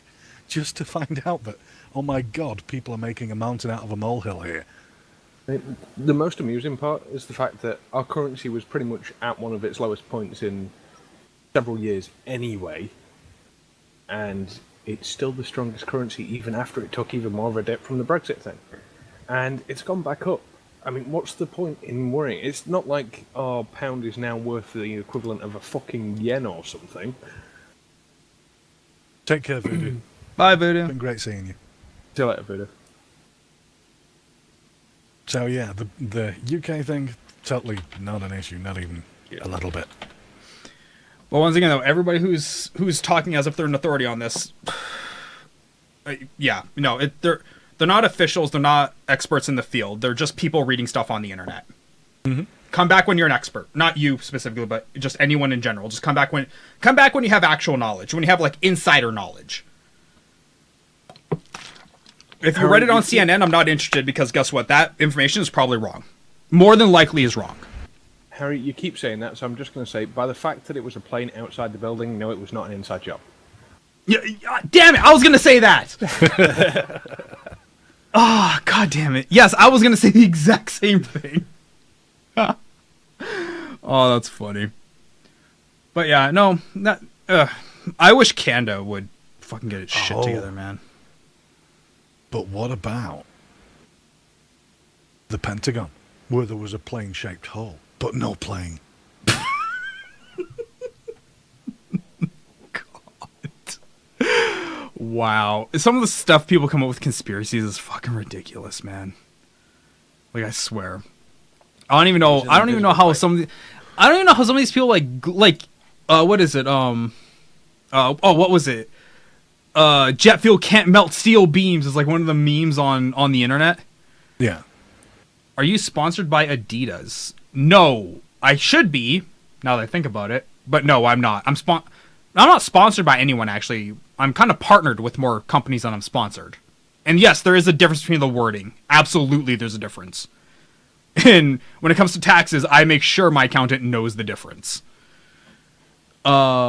Hey, you say you use Infinity Signs, right? Devious? Sorry, what? You say you use Infinity Scene or whatever it's called, the streaming software? Infiniscene. Yeah, I don't Infiniscene. use it because I don't stream myself personally, but I have looked into it, yes. Okay, because they just sent me a email saying, "Hey, we miss you." It's like, oh my god. Well, yeah, I like I say, I had a very in-depth exchange of emails between myself and apparently the co-founder of the software, Okay. of Infiniscene, and was Is it Stu? asking. Hang on, let me. If you want to know, I'll check my emails. I think it's Stu. STU. Well, yeah, we'll go with Stu anyway. So anyway, I had a lengthy email conversation with this gentleman, and basically he's the advanced settings that are required for streamers, for people to stream effectively. Right. It's not kind of going to be that. They don't want to out and out say that it's not going to be that because, as he said to me, and I quote, it's still in beta, it's still early days. We will consider putting those features in. Because I was asking about, example, stream merging and scene setting and so on and so forth. Rather advanced features that you would find in OBS. the more professional sort of software. And I think it's important that if this software is to compete, that it should have those features. And those features aren't even there at the moment. So is this essentially a poor people streaming software? That's kind of where it is right now. Yes. So then what's the point of using this over OBS? This is basically a one-button thing. The only advantage to it is being able to easily mux streams. So you can gain... Say I started streaming right now, we could mix both our streams to have our footage go out together. Okay. That's the only advantage to it right now. And even then, there isn't a vast amount of control over it. And I think OBS Studio can even do that right now. Yeah, I think you have to, it's not a button, like you actually have to set it up, but I'm pretty sure you can do that. So it's that kind of thing. So if you're taking my feed, for example, if we were to, let's say the three of us in chat here, myself, Jenks, and yourself, Rex, all decided to go live right now, we could send our streams to you, and you could organize those inputs. So basically have kind of like a live panel. Gotcha. Okay. Yeah. That's a very interesting thing, isn't it? For streamers. Mm-hmm. That's an interesting feature for streamers, but it's not quite fully implemented yet. So at the moment, yes, it's kind of like, the very easy press a button and go live. Right. Very basic kind of thing. But they do, in air quotes here, plan on implementing more greater features down the line. Now, read into that what you will. This is basically the long and short of it. Will it stay a one-button push-and-go kind of thing, or will it become a more competitive, at the professional end, all I hear... piece of software? All I hear when I hear people say, oh, it's not in now and it'll come down the line is, it sucks right now. Check back later. That's all I hear. Essentially, yes. Again, I don't hear, hey, try it out for now and hopefully it'll get better. I just hear, it sucks right now. There are better alternatives. Just go look for those. The opening email to me was, hi, I noticed you're involved in the beta, but you haven't actually streamed yet. And I'm not happy that they're able to check those stats. I don't like that. I went back to him with a lengthy email explaining that I'm not so much of a streamer myself, but I am a co-host. And I'm also a voice actor. And in these things, I require XYZ, so many different kinds of features. Right. So are these features going to come in? Because I notice they're not there right now, but you say XYZ in this footage and you give XYZ demo and so on and so forth. Right. And so it was this rather complex kind of email back and forth of various feature sets. It's been on my to-do list since I got into the beta for Infinity to check it out. I just haven't had time. For me, it's worth checking out, but don't expect, Great things. Yeah. I think, didn't we have a conversation about it with Tim as well, and he tried it out briefly? I can't remember. Because one of the guys that works there, jumped into his chat. Oh yeah, that he actually because he was because he streamed using Infinicine. This is something that Tim wasn't very comfortable with. Because he was streaming Infinicine and just trying it out. This wasn't even sort of like, he's doing a show. He was just trialing it, and while he was trialing it, one of the kind of admin/support staff joined the stream. Oh, cool. But he was rather freaked out by that. Well, don't be freaked out. You're a streamer. You got to expect these kind of things.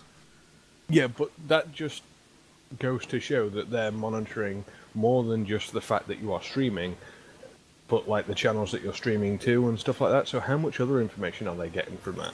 Well, look, if you're surprised they're grabbing information about you, then I don't know why you even have a computer. Everybody's grabbing information about you. Just be okay with it. It's not just that. It's sort of like, whose video does the software go through? Oh, that's true. So, do they now have some kind of backup? Can they rip your video? Can it be used in evidence against you, so to speak? Oh, yeah, fair enough. All that kind of stuff. That does have it's obviously not important to Tim immediately, but it does have larger connotations, Yes, doesn't it does, yeah. And as for Big Papa's, what's in the file cabinet? This top one holds tools and porn. This one holds my degrees. That one holds nothing, and that one holds nothing. So, yeah. That's what's in my file cabinet. No, I can't take it out. So no, you can't see it. Hold nothing. Not even incognito. No, incognito cannot save you because the video feed would be hitting your PC, sending the information out through Infinicine before it hit cognito mode. So you'd still be broadcasting out, and they'd still be able to grab all that data from you. What is up? Because sir, you're from France. Well, it's good to see somebody survived. God, that was a show, wasn't it? Last week. Yeah. Jesus Christ. When we talk about the world blowing up, that was kind of what I was alluding to, was the whole Turkey coup, which okay, first of all, it's Turkey. I know they're a very, very well-funded military, so how do you not pull off a coup? Really? How do you potato that one up? And then the whole France thing was just, oh my god. I was like, wow. I felt legitimately bad watching the video of that. It's a real shame. But these are the people we're allowing in our countries, and these are the beliefs that they hold, and the actions that they're willing to take. It's just such a stupid, religion is such a stupid thing to take that seriously, man. It's I completely agree. It's just like how when it's just mental to take it that seriously. Who was it? Was it Nathan or Jinx? I was castrating over. They're like, oh, you didn't see freaking Pulp Fiction, that makes you horrible. It's like why? Why do I care? Why do you care that much about something that doesn't matter?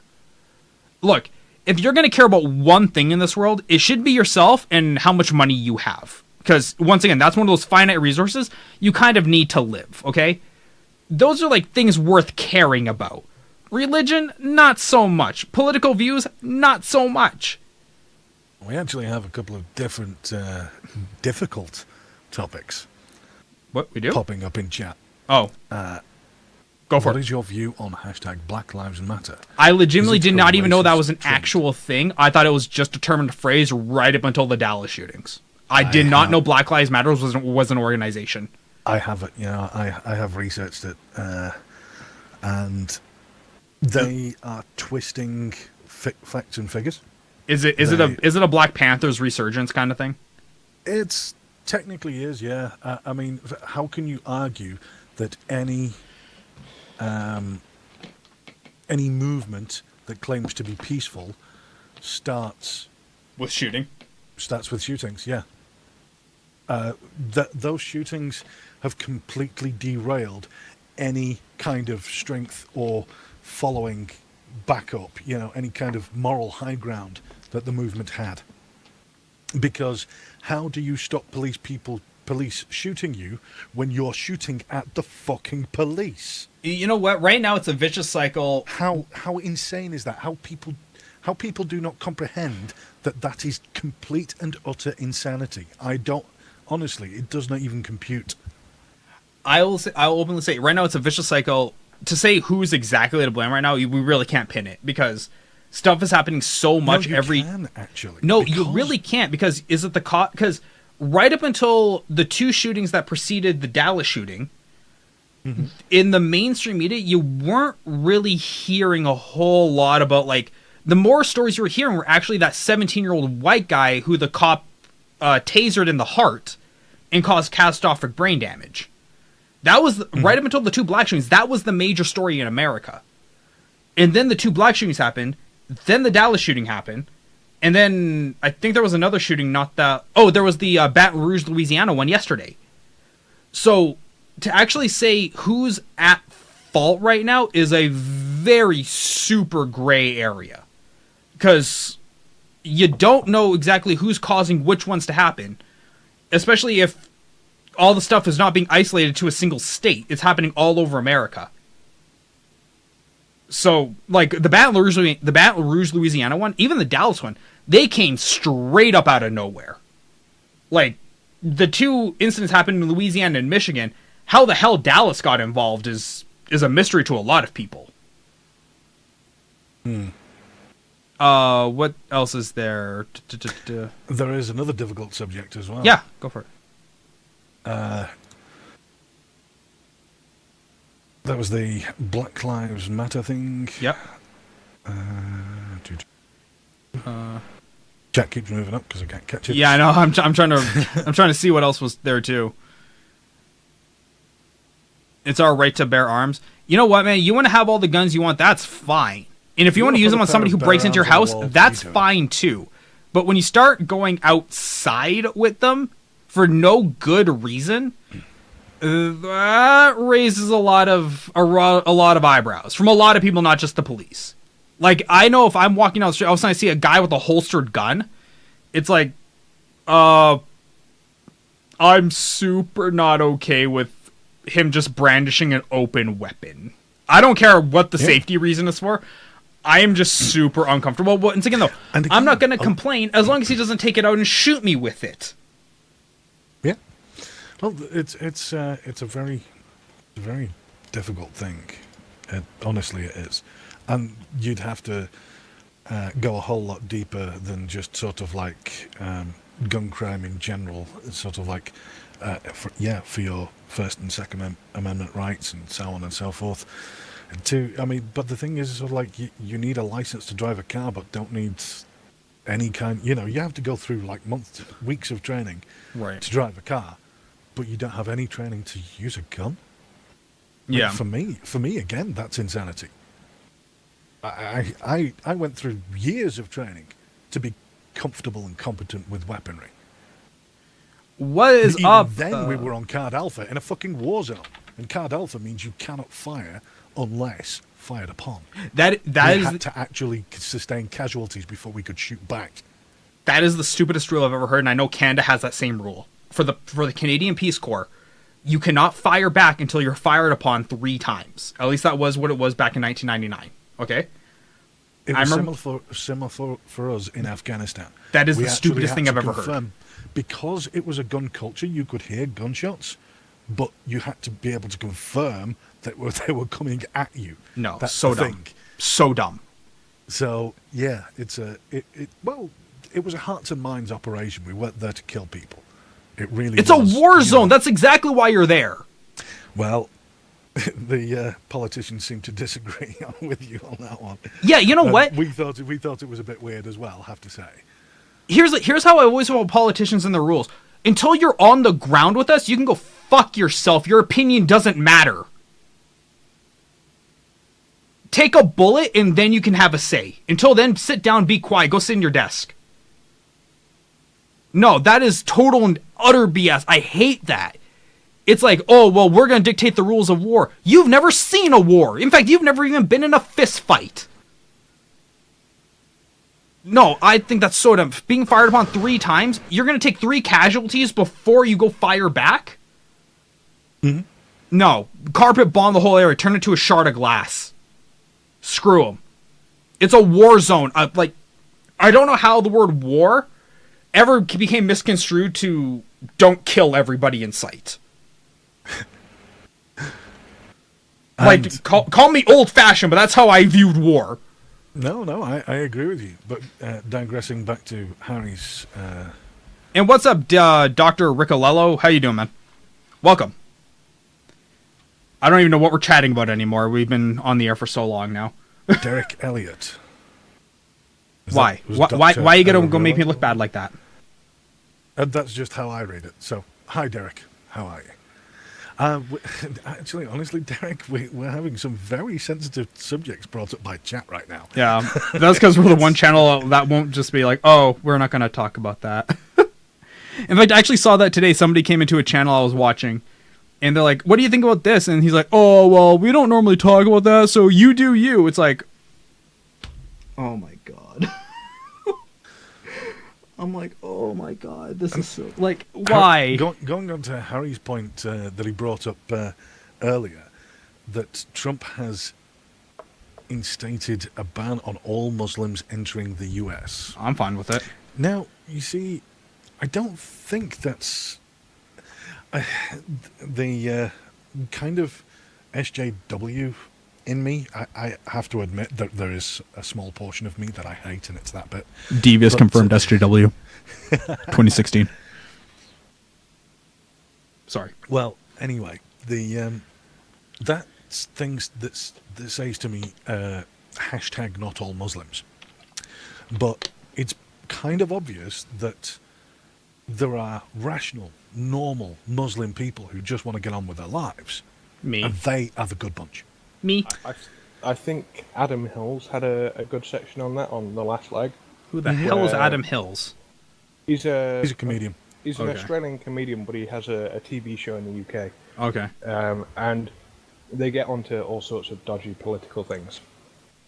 But he actually went through and he found posts from one of the religious leaders saying that it's actually more offensive to them that people would actually go and, do all these suicide bombings and stuff as a religious person, because it's a lot more offensive about the religion than the joke cartoon drawings and shit in France and all that. Mm-hmm. It was just like, yeah, it's more offensive that you kill yourself in the name of God than people taking the piss out of God. Just once again, it's just stupid. It's just such a stupid reason to think that much about it. It's just such a dumb reason. Well, for example, there is someone who claims to be a rational Muslim on YouTube, and one of his videos, he addressed the ISIS shooting in Florida at the gay bar. Okay. Which had, I think, 50 something people dead. Yeah, 50 died. And obviously many more injured. No daughter of mine is going into Thank you, Harry Main. Boom. The problem is his actual point. He actually says it's a terrible, horrible thing, but he actually says because it was done on Ramadan. Look, if that is the worst comment we got out of the Orlando shooting, it's stupid as hell, but I will let that go, because that is honestly the weakest insult we could have had for such a tragic event. So his whole thing is the fact that it was done on Ramadan? I'm sorry. Yeah, I know. That's not an excuse. I know. Killing people is killing people. Yeah, I know. And if you don't think that's wrong, then you shouldn't be in a country where rules are you shouldn't kill people. Yeah, no, I agree. And in the whole Trump banning Muslims from the U.S., in all fairness, I'm okay with it. Look, right now, there's so much tensions running around, and being brown in America makes it really hard, especially when you're not willing to kind of go with the customs of America. Like, look, Devious and Jinx can say whatever they want about me. I am about as North American acclimated as a person could possibly be. Okay? I don't run around wearing a head wrap or wearing, weird clothes that look like pajama pants in the middle of the summer. I wear normal people clothes and I talk like a normal person. And right now I have brown people running around the US and they're like, oh, we want to stay true to our culture and all that other garbage. Just no. You know what? Right now, tensions are so high for brown people and it's so hard to be brown, and they're making it harder for themselves. And at some point, you know what? If Trump wants to ban them and that's what it takes, I'm okay with it. It's not gonna... No. And the thing is I believe it was just a temporary ban. And I actually think that's a rational thing to do. Because how do you take stock of the individuals that are in the country without going, hang on, let's take a head count? Well, and if they don't even take a head count, they just say, as of this day, no new entrants will be allowed, they can just manage it that way. Because every what is it, 5 years, they do a U.S. census where they poll every single man, woman, and child in America. They'll eventually poll the numbers and they'll get what they need. But if they just if they stop new entrants, then the static number will remain, if not go down. So I kind of disagree with Big Dipper's point. I mean, I agree with it, but, well, it's not a point. He is just kidding. We know he's kidding because he put the Kappa face in there. Well, yeah, that's JK. Even if he does actually mean it by heart, the Kappa face says, no, I'm only joking. Getting rid of religion, I feel, would solve a lot of problems, but at the same time, I also feel that people should be allowed to believe whatever the hell they want. You know what? The issue comes in when they start forcing... Yes, it's when you start imposing your views on others. Yes. Yeah. That's the problem people have. That's the only time I have an issue with religion. I think you should be able to believe whatever the hell you want, and more power to you. But if that comes into the fact that you're now having a say in what I should do, or how my country should be run, or so on and so forth, then there is an issue. Yes, if absolutely. you don't like the rules and regulations in said country, leave. There is no need for you to be there. Yep. No, I agree.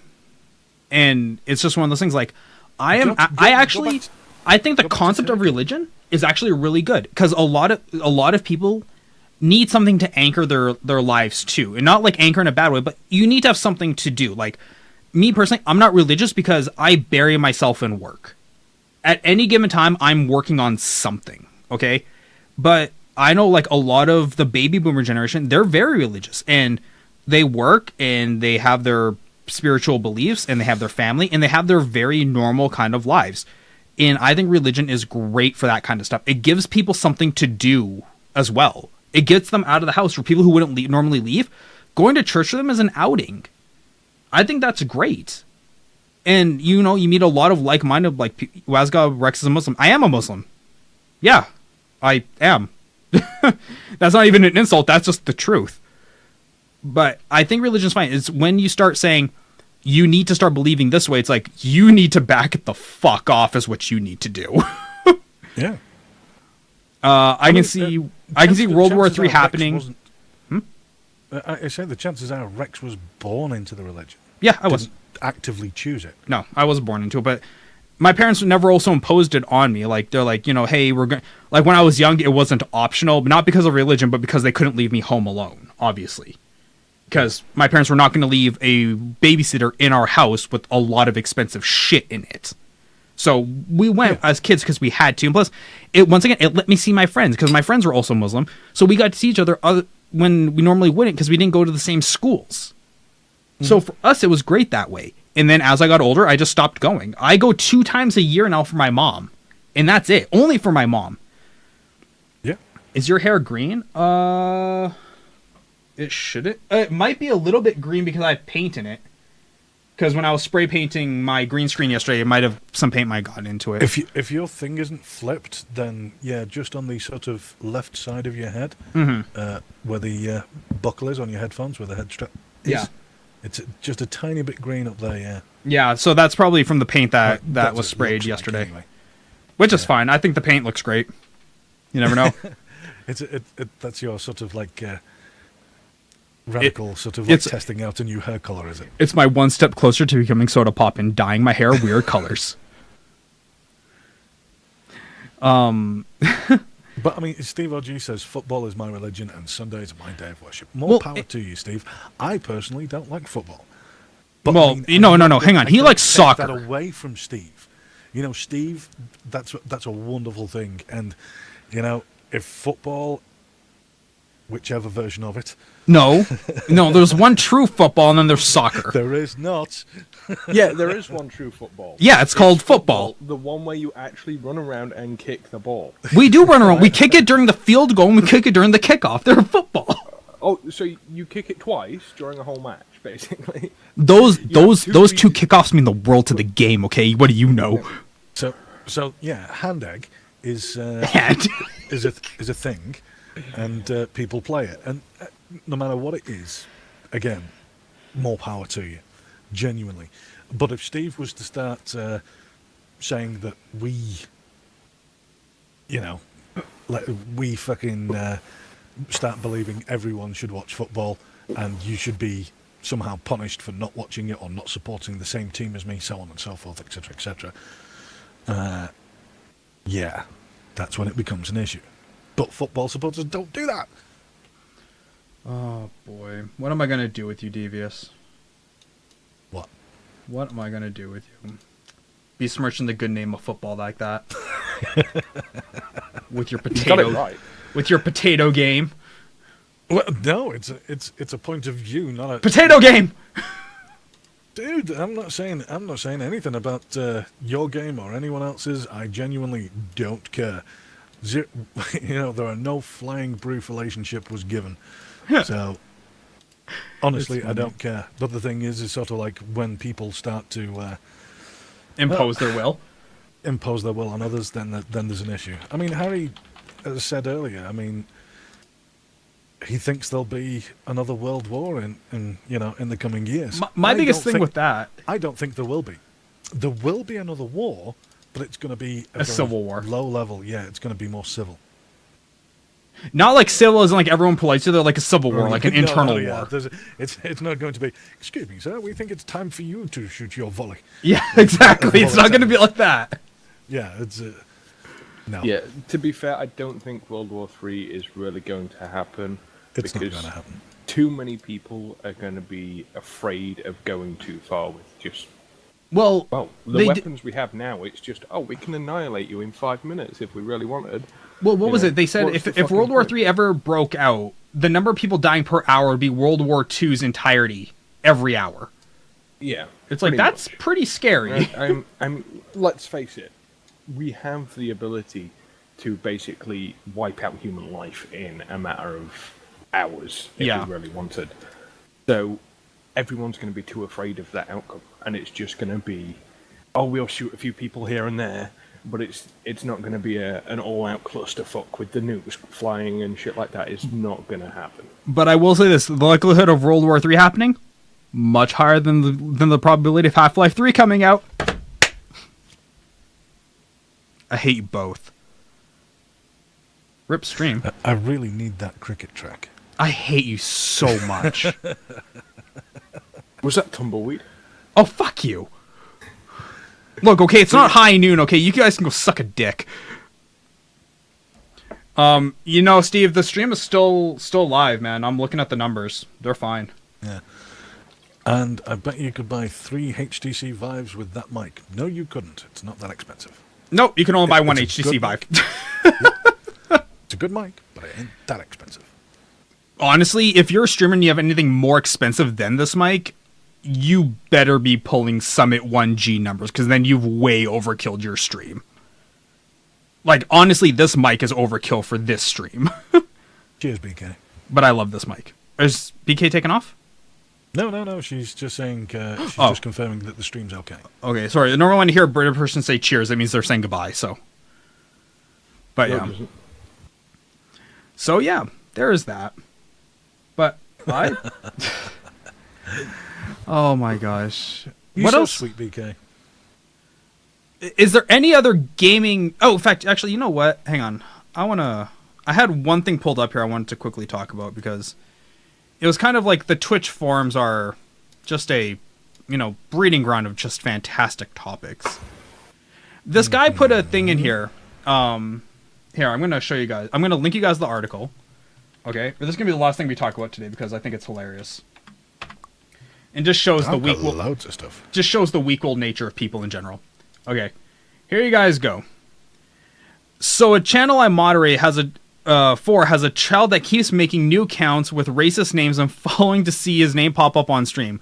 I ban the account when it pops up, but the damage is already done and he makes a new one right away. I'm new to moderating, so I don't know if there's a way to IP ban him or stop him from coming into the channel. Any help is greatly appreciated. People, I do not know what your aversion to trolls is. I don't get it. See, here's the thing with trolls. There's two ways. The fact that you're banning him is making him want to do it. Actually, yeah. Like you're fueling the fire. Feeding the beast. I have a ton of followers with super racist names. None of them have ever came back because I didn't feed into their trolling nature. It's like... However, if you do ban them all, it'll up your follow count. Well, and that's the thing. It's like, why are you banning them, dude? They're upping your follower count. Just keep it going. Like, and the thing is sort of like, well, again, you're banning them, you're feeding the beast. We've had entire websites give up on us. That's right, baby. Oh, hey, congratulations, Steve OG. I'm really happy for you, buddy. Good job. That's a great card. Sorry, Steve OG, we helped him a long time ago with his graphics card. I don't know if you remember that conversation, but he finally got his GTX 970. Nice. So, no, good for you, man. I'm happy for you. Yeah. The great follower chain of 2015. Yes, that was a really good follower chain of 2015. Amazingly enough, I've only lost 5 of those people. 5. Out of that whole train. Not a bad showing. Yeah. But yeah, like... Sorry. Pardon? What was I saying? I was going to ask Steve when he got his 980, but I didn't want to cut you off. Oh, no, he got his 970. I'm guessing not that long ago. Yeah. But that's what I meant. Are you looking forward to the iPhone 7? No, because I'm not 12, a chick, or desperate. Yep. So, no, I'm not going to buy a phone. I'll take a phone that I can do things with, rather than take a phone that Apple dictates what I can do with it. Shots fired! I might trade the 970 for a 1060 in a couple... Dude, I'm not one to knock people's new possessions, because, once again, finances I get are tight. But if you can get in that 1060, absolutely get a 1060. Can I make a valid point on that? I would probably go with either the 1080, if you can get it. Can't get it. Too much, way more money than the 970 is. Or, at this point, I would probably go with the Radeon R9 480. No. Ew. Well, it's about the same. It's about the same price as the 970, but it's actually using the later RAM and stuff. It's using GDDR5X, not just GDDR5. Yeah, but it's also it's also pulling too many watts from the PCI Express slot, and that's been solved. Has it? That's been completely resolved. Well, that's no longer a problem for that card. How'd they let that go through the door, though? A simple driver patch eliminated that. Okay, well, that's good. Yeah. So now even that concern for the 480 is not an issue anymore. According to these guys, they say they solved it through a firmware patch. So, yes, they did. It has been resolved. Big dip. TwitchCon is coming up, Rex. You know what that means? I do know what that means, and there will be we're not going to do the DC in the morning. We're going to wait for all the announcements to come out, and I'll probably do a 3-hour show that night, since it'll be a Friday anyway. So I'll do a night episode that day, but we're not going to do what we did last year. I'm not repeating that again. 1, because I still have nightmares over that. 2, because, well, I'm not stupid. I'm not soda popping, goddammit. I'm not going to keep screwing up over and over again. What shampoo do you use? I honestly have 3 different bottles I keep at my tub that I just switch in between. So I have no idea which one I actually use. I just grab a random bottle. Same with my body washes. I keep 3 different ones at all times. So that I always smell like something different. I'm about to... and they always smell like shit. I'm about to put a link in chat, which is basically the proof from the PC Gamer. Oh no, I trust you. Like I don't follow AMD stuff at all. No, so I wait for sites like Review Tech USA to tell me that stuff has been fixed. You're going to be waiting a while, unfortunately. Well, yeah. Look, I'm an NVIDIA fanboy. I'm not going to lie. I'm a total NVIDIA guy. Yeah. But, well, the thing is sort of like you could buy two, I think it's, yeah, you could buy two of those cards for a third the price of a 1080 and get 1080 performance. Yes, you can. Just saying. Yeah, You know, that's is actually a valid build. It Oh, yeah. Oh, genuinely is yeah. a valid build. Getting 1080 performance from two of those for half the price. Yeah, That's tempting. It is a very. I mean, obviously you have heat concerns with AMD graphics cards, Right. But to be But that's fair, why you'd buy third party anyway. You wouldn't buy reference. yeah. But once you've got a third party cooler or just one of those, and I will clock the shit out of the fan, the price to performance ratio is phenomenal on the 480 compared to most cards. It's that remix. What's going on? Because AMD basically just went, you know what? Fuck the high end. We'll just do mid end. They can't compete at the high end. And they did. They did mid range really well. Yep. Oh yeah. They did mid-range brilliantly. I will say this. I've seen all the benchmarks on the 480. You didn't hear me knock the 480 in terms of performance. You heard me knock it for the power draw issue. Yeah, but all these things have issues, though. I mean, oh yeah. The NVIDIA cards, they've gone through No problem, Steve. 3 different chips in the past. Who? 7 AMD? months. NVIDIA, apparently, their next card is using yet another chip. No, It's it's like- no. Wait, the 1080 you mean? No, the one after that. They're The working TI. they're working on another one with a new chip already. an You might be X-Series talking about TI, but no, that's if you're talking about the 1080 Ti, which is going to come out in about 3 months ish. It's not going to use a new chip. It's going to use the unlocked version of the big Pascal chip. So it's still Pascal, but it's totally unlocked. It's the Titan chip just on a TI version. So they always have 3 different binned level chips that they use. So, for the 1080 and the 1070 use the same chip, just 2 different styles of RAM. But TI will use a big version of the chip. So there's big and there's small. That's what NVIDIA does. Because no, they wouldn't be stupid enough to use 2 different versions of the chip. That would just be, oh my god, that R&D budget would be fucking huge. Rex, for your entire setup shown below the stream, how much did it all cost you? Ooh. Call it about 12 grand, all totaled. You're talking about a $12,000 setup? And that's, yeah, I'd say about 12 grand. So it cost me quite a bit, but it was worth it. I regret nothing, man. I love this setup so much. The fact that the only thing I have to upgrade is my GPU, that tells me I'm doing okay. And that's something else as well. You went like extreme and then some. Oh, yeah. You've gone from multi-PC. I went from multi-PC, multi-stream setup, dude. Like, in all fairness, if I wanted to, I could stream to Twitch, Hitbox, and YouTube gaming all at the same time without batting an eye. How many people did you mug? I just hoard my butthole out, so it cost me, a couple tricks here and there. It was great. Gotta love the U.S., man. Desperate old people everywhere. But yeah, no. In fact, honestly, now that I added the voice mod, I probably have to actually redo I have to go look through my setup and add new stuff to the setup now because I've changed a couple things out. Like I've added RAID drives, new hard drives, more RAM, all this other stuff.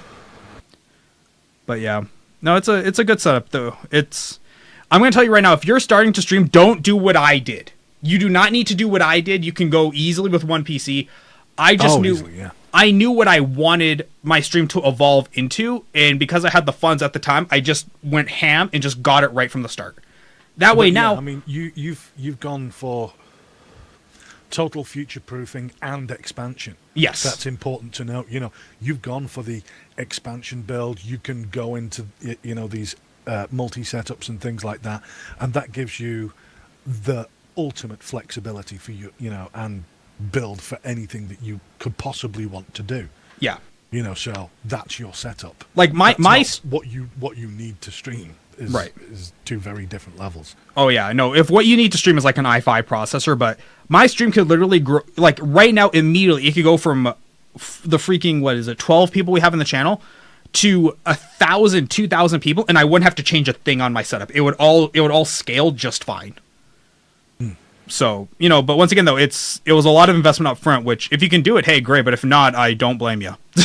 In fact, even if you can afford it, I don't advise it. But guys, I think actually we're going to cut it today. We're just coming up on the 2 hour 45 minute mark, which is close enough to the 3 hours, which, it's nice being back to a normal time.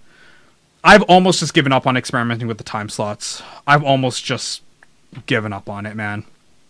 I can't find a time because I'm looking at my school schedule every day, and it's like, unless I shuffle classes around, it's going to be so hard to get a time that's not going through what's essentially the prime time hour of Twitch. And it's like going through the prime time hour of Twitch is just hell.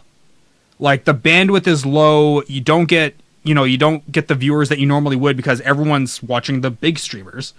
So it's like, oh, screw it. You know what? For the summer, I'm just going to have fun with what I was doing, and I will cross this bridge in September when I come to it.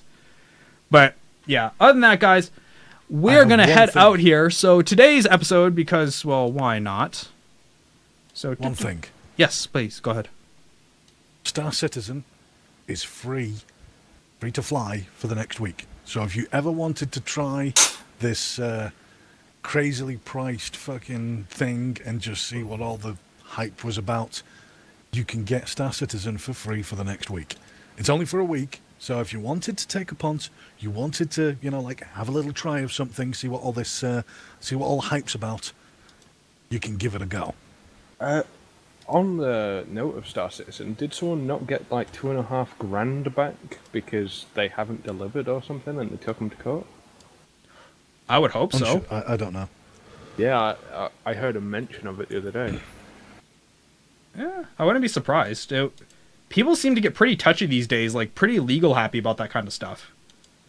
Yeah. So, if they sued them, hey, good on them. Go get your money back, son. It's happened either. Everybody remembers the Battlefield 4 debacle. Yes, that's true. And they deserve to get sued for that one, too. Where even the shareholders took them to court. The shareholders had to. The public outcry was so bad. Yeah. Like, oh, okay. But, let me, here, you guys want to sign off before I do the sponsor spot and all that? Yep. Take care, guys. I'm sorry, Kev the Gamer. You've just come in at the very end of the show. But you can check it out on YouTube. I'm going to be uploading this to YouTube tonight, so you can always check out the replay. But it's been a pleasure speaking to you all, as always. Wonderful people that you are. Take care. Good night. Sound muted. Okay, guys. So, yeah. So, today's episode is... I just have a camera frame up. Oh my god, so hard. So, guys, today's episode is brought to you by Cooler Master. The Cooler Master Master Case keyboard is everything you want. Full mechanical switches in the red, blue, and brown variety with all kinds of lightable patterns and stuff that you can do with it. This is something you can truly make it your own. Make sure you guys check out the Cooler Master Master Keys keyboard by clicking on the Amazon link below. Guys, I've been Rex. Thank you so much for tuning in today. I always appreciate it. You guys are the best. And for all the new followers, hope you guys stick around. Other than that, guys, we are heading out of here. Yes, sellout mode. Absolutely sellout mode. If you think I wouldn't sell out, man, I don't know what you've been doing in this stream. I would sell out for days, son. Days. But guys, I've been Rex. That's been Devious. That's been Jinx. And we will see you next time for the next Daily Chat, episode 136. Take it easy, guys. Be safe. And for the love of God, don't do something stupid. Have a good night, guys. Bye.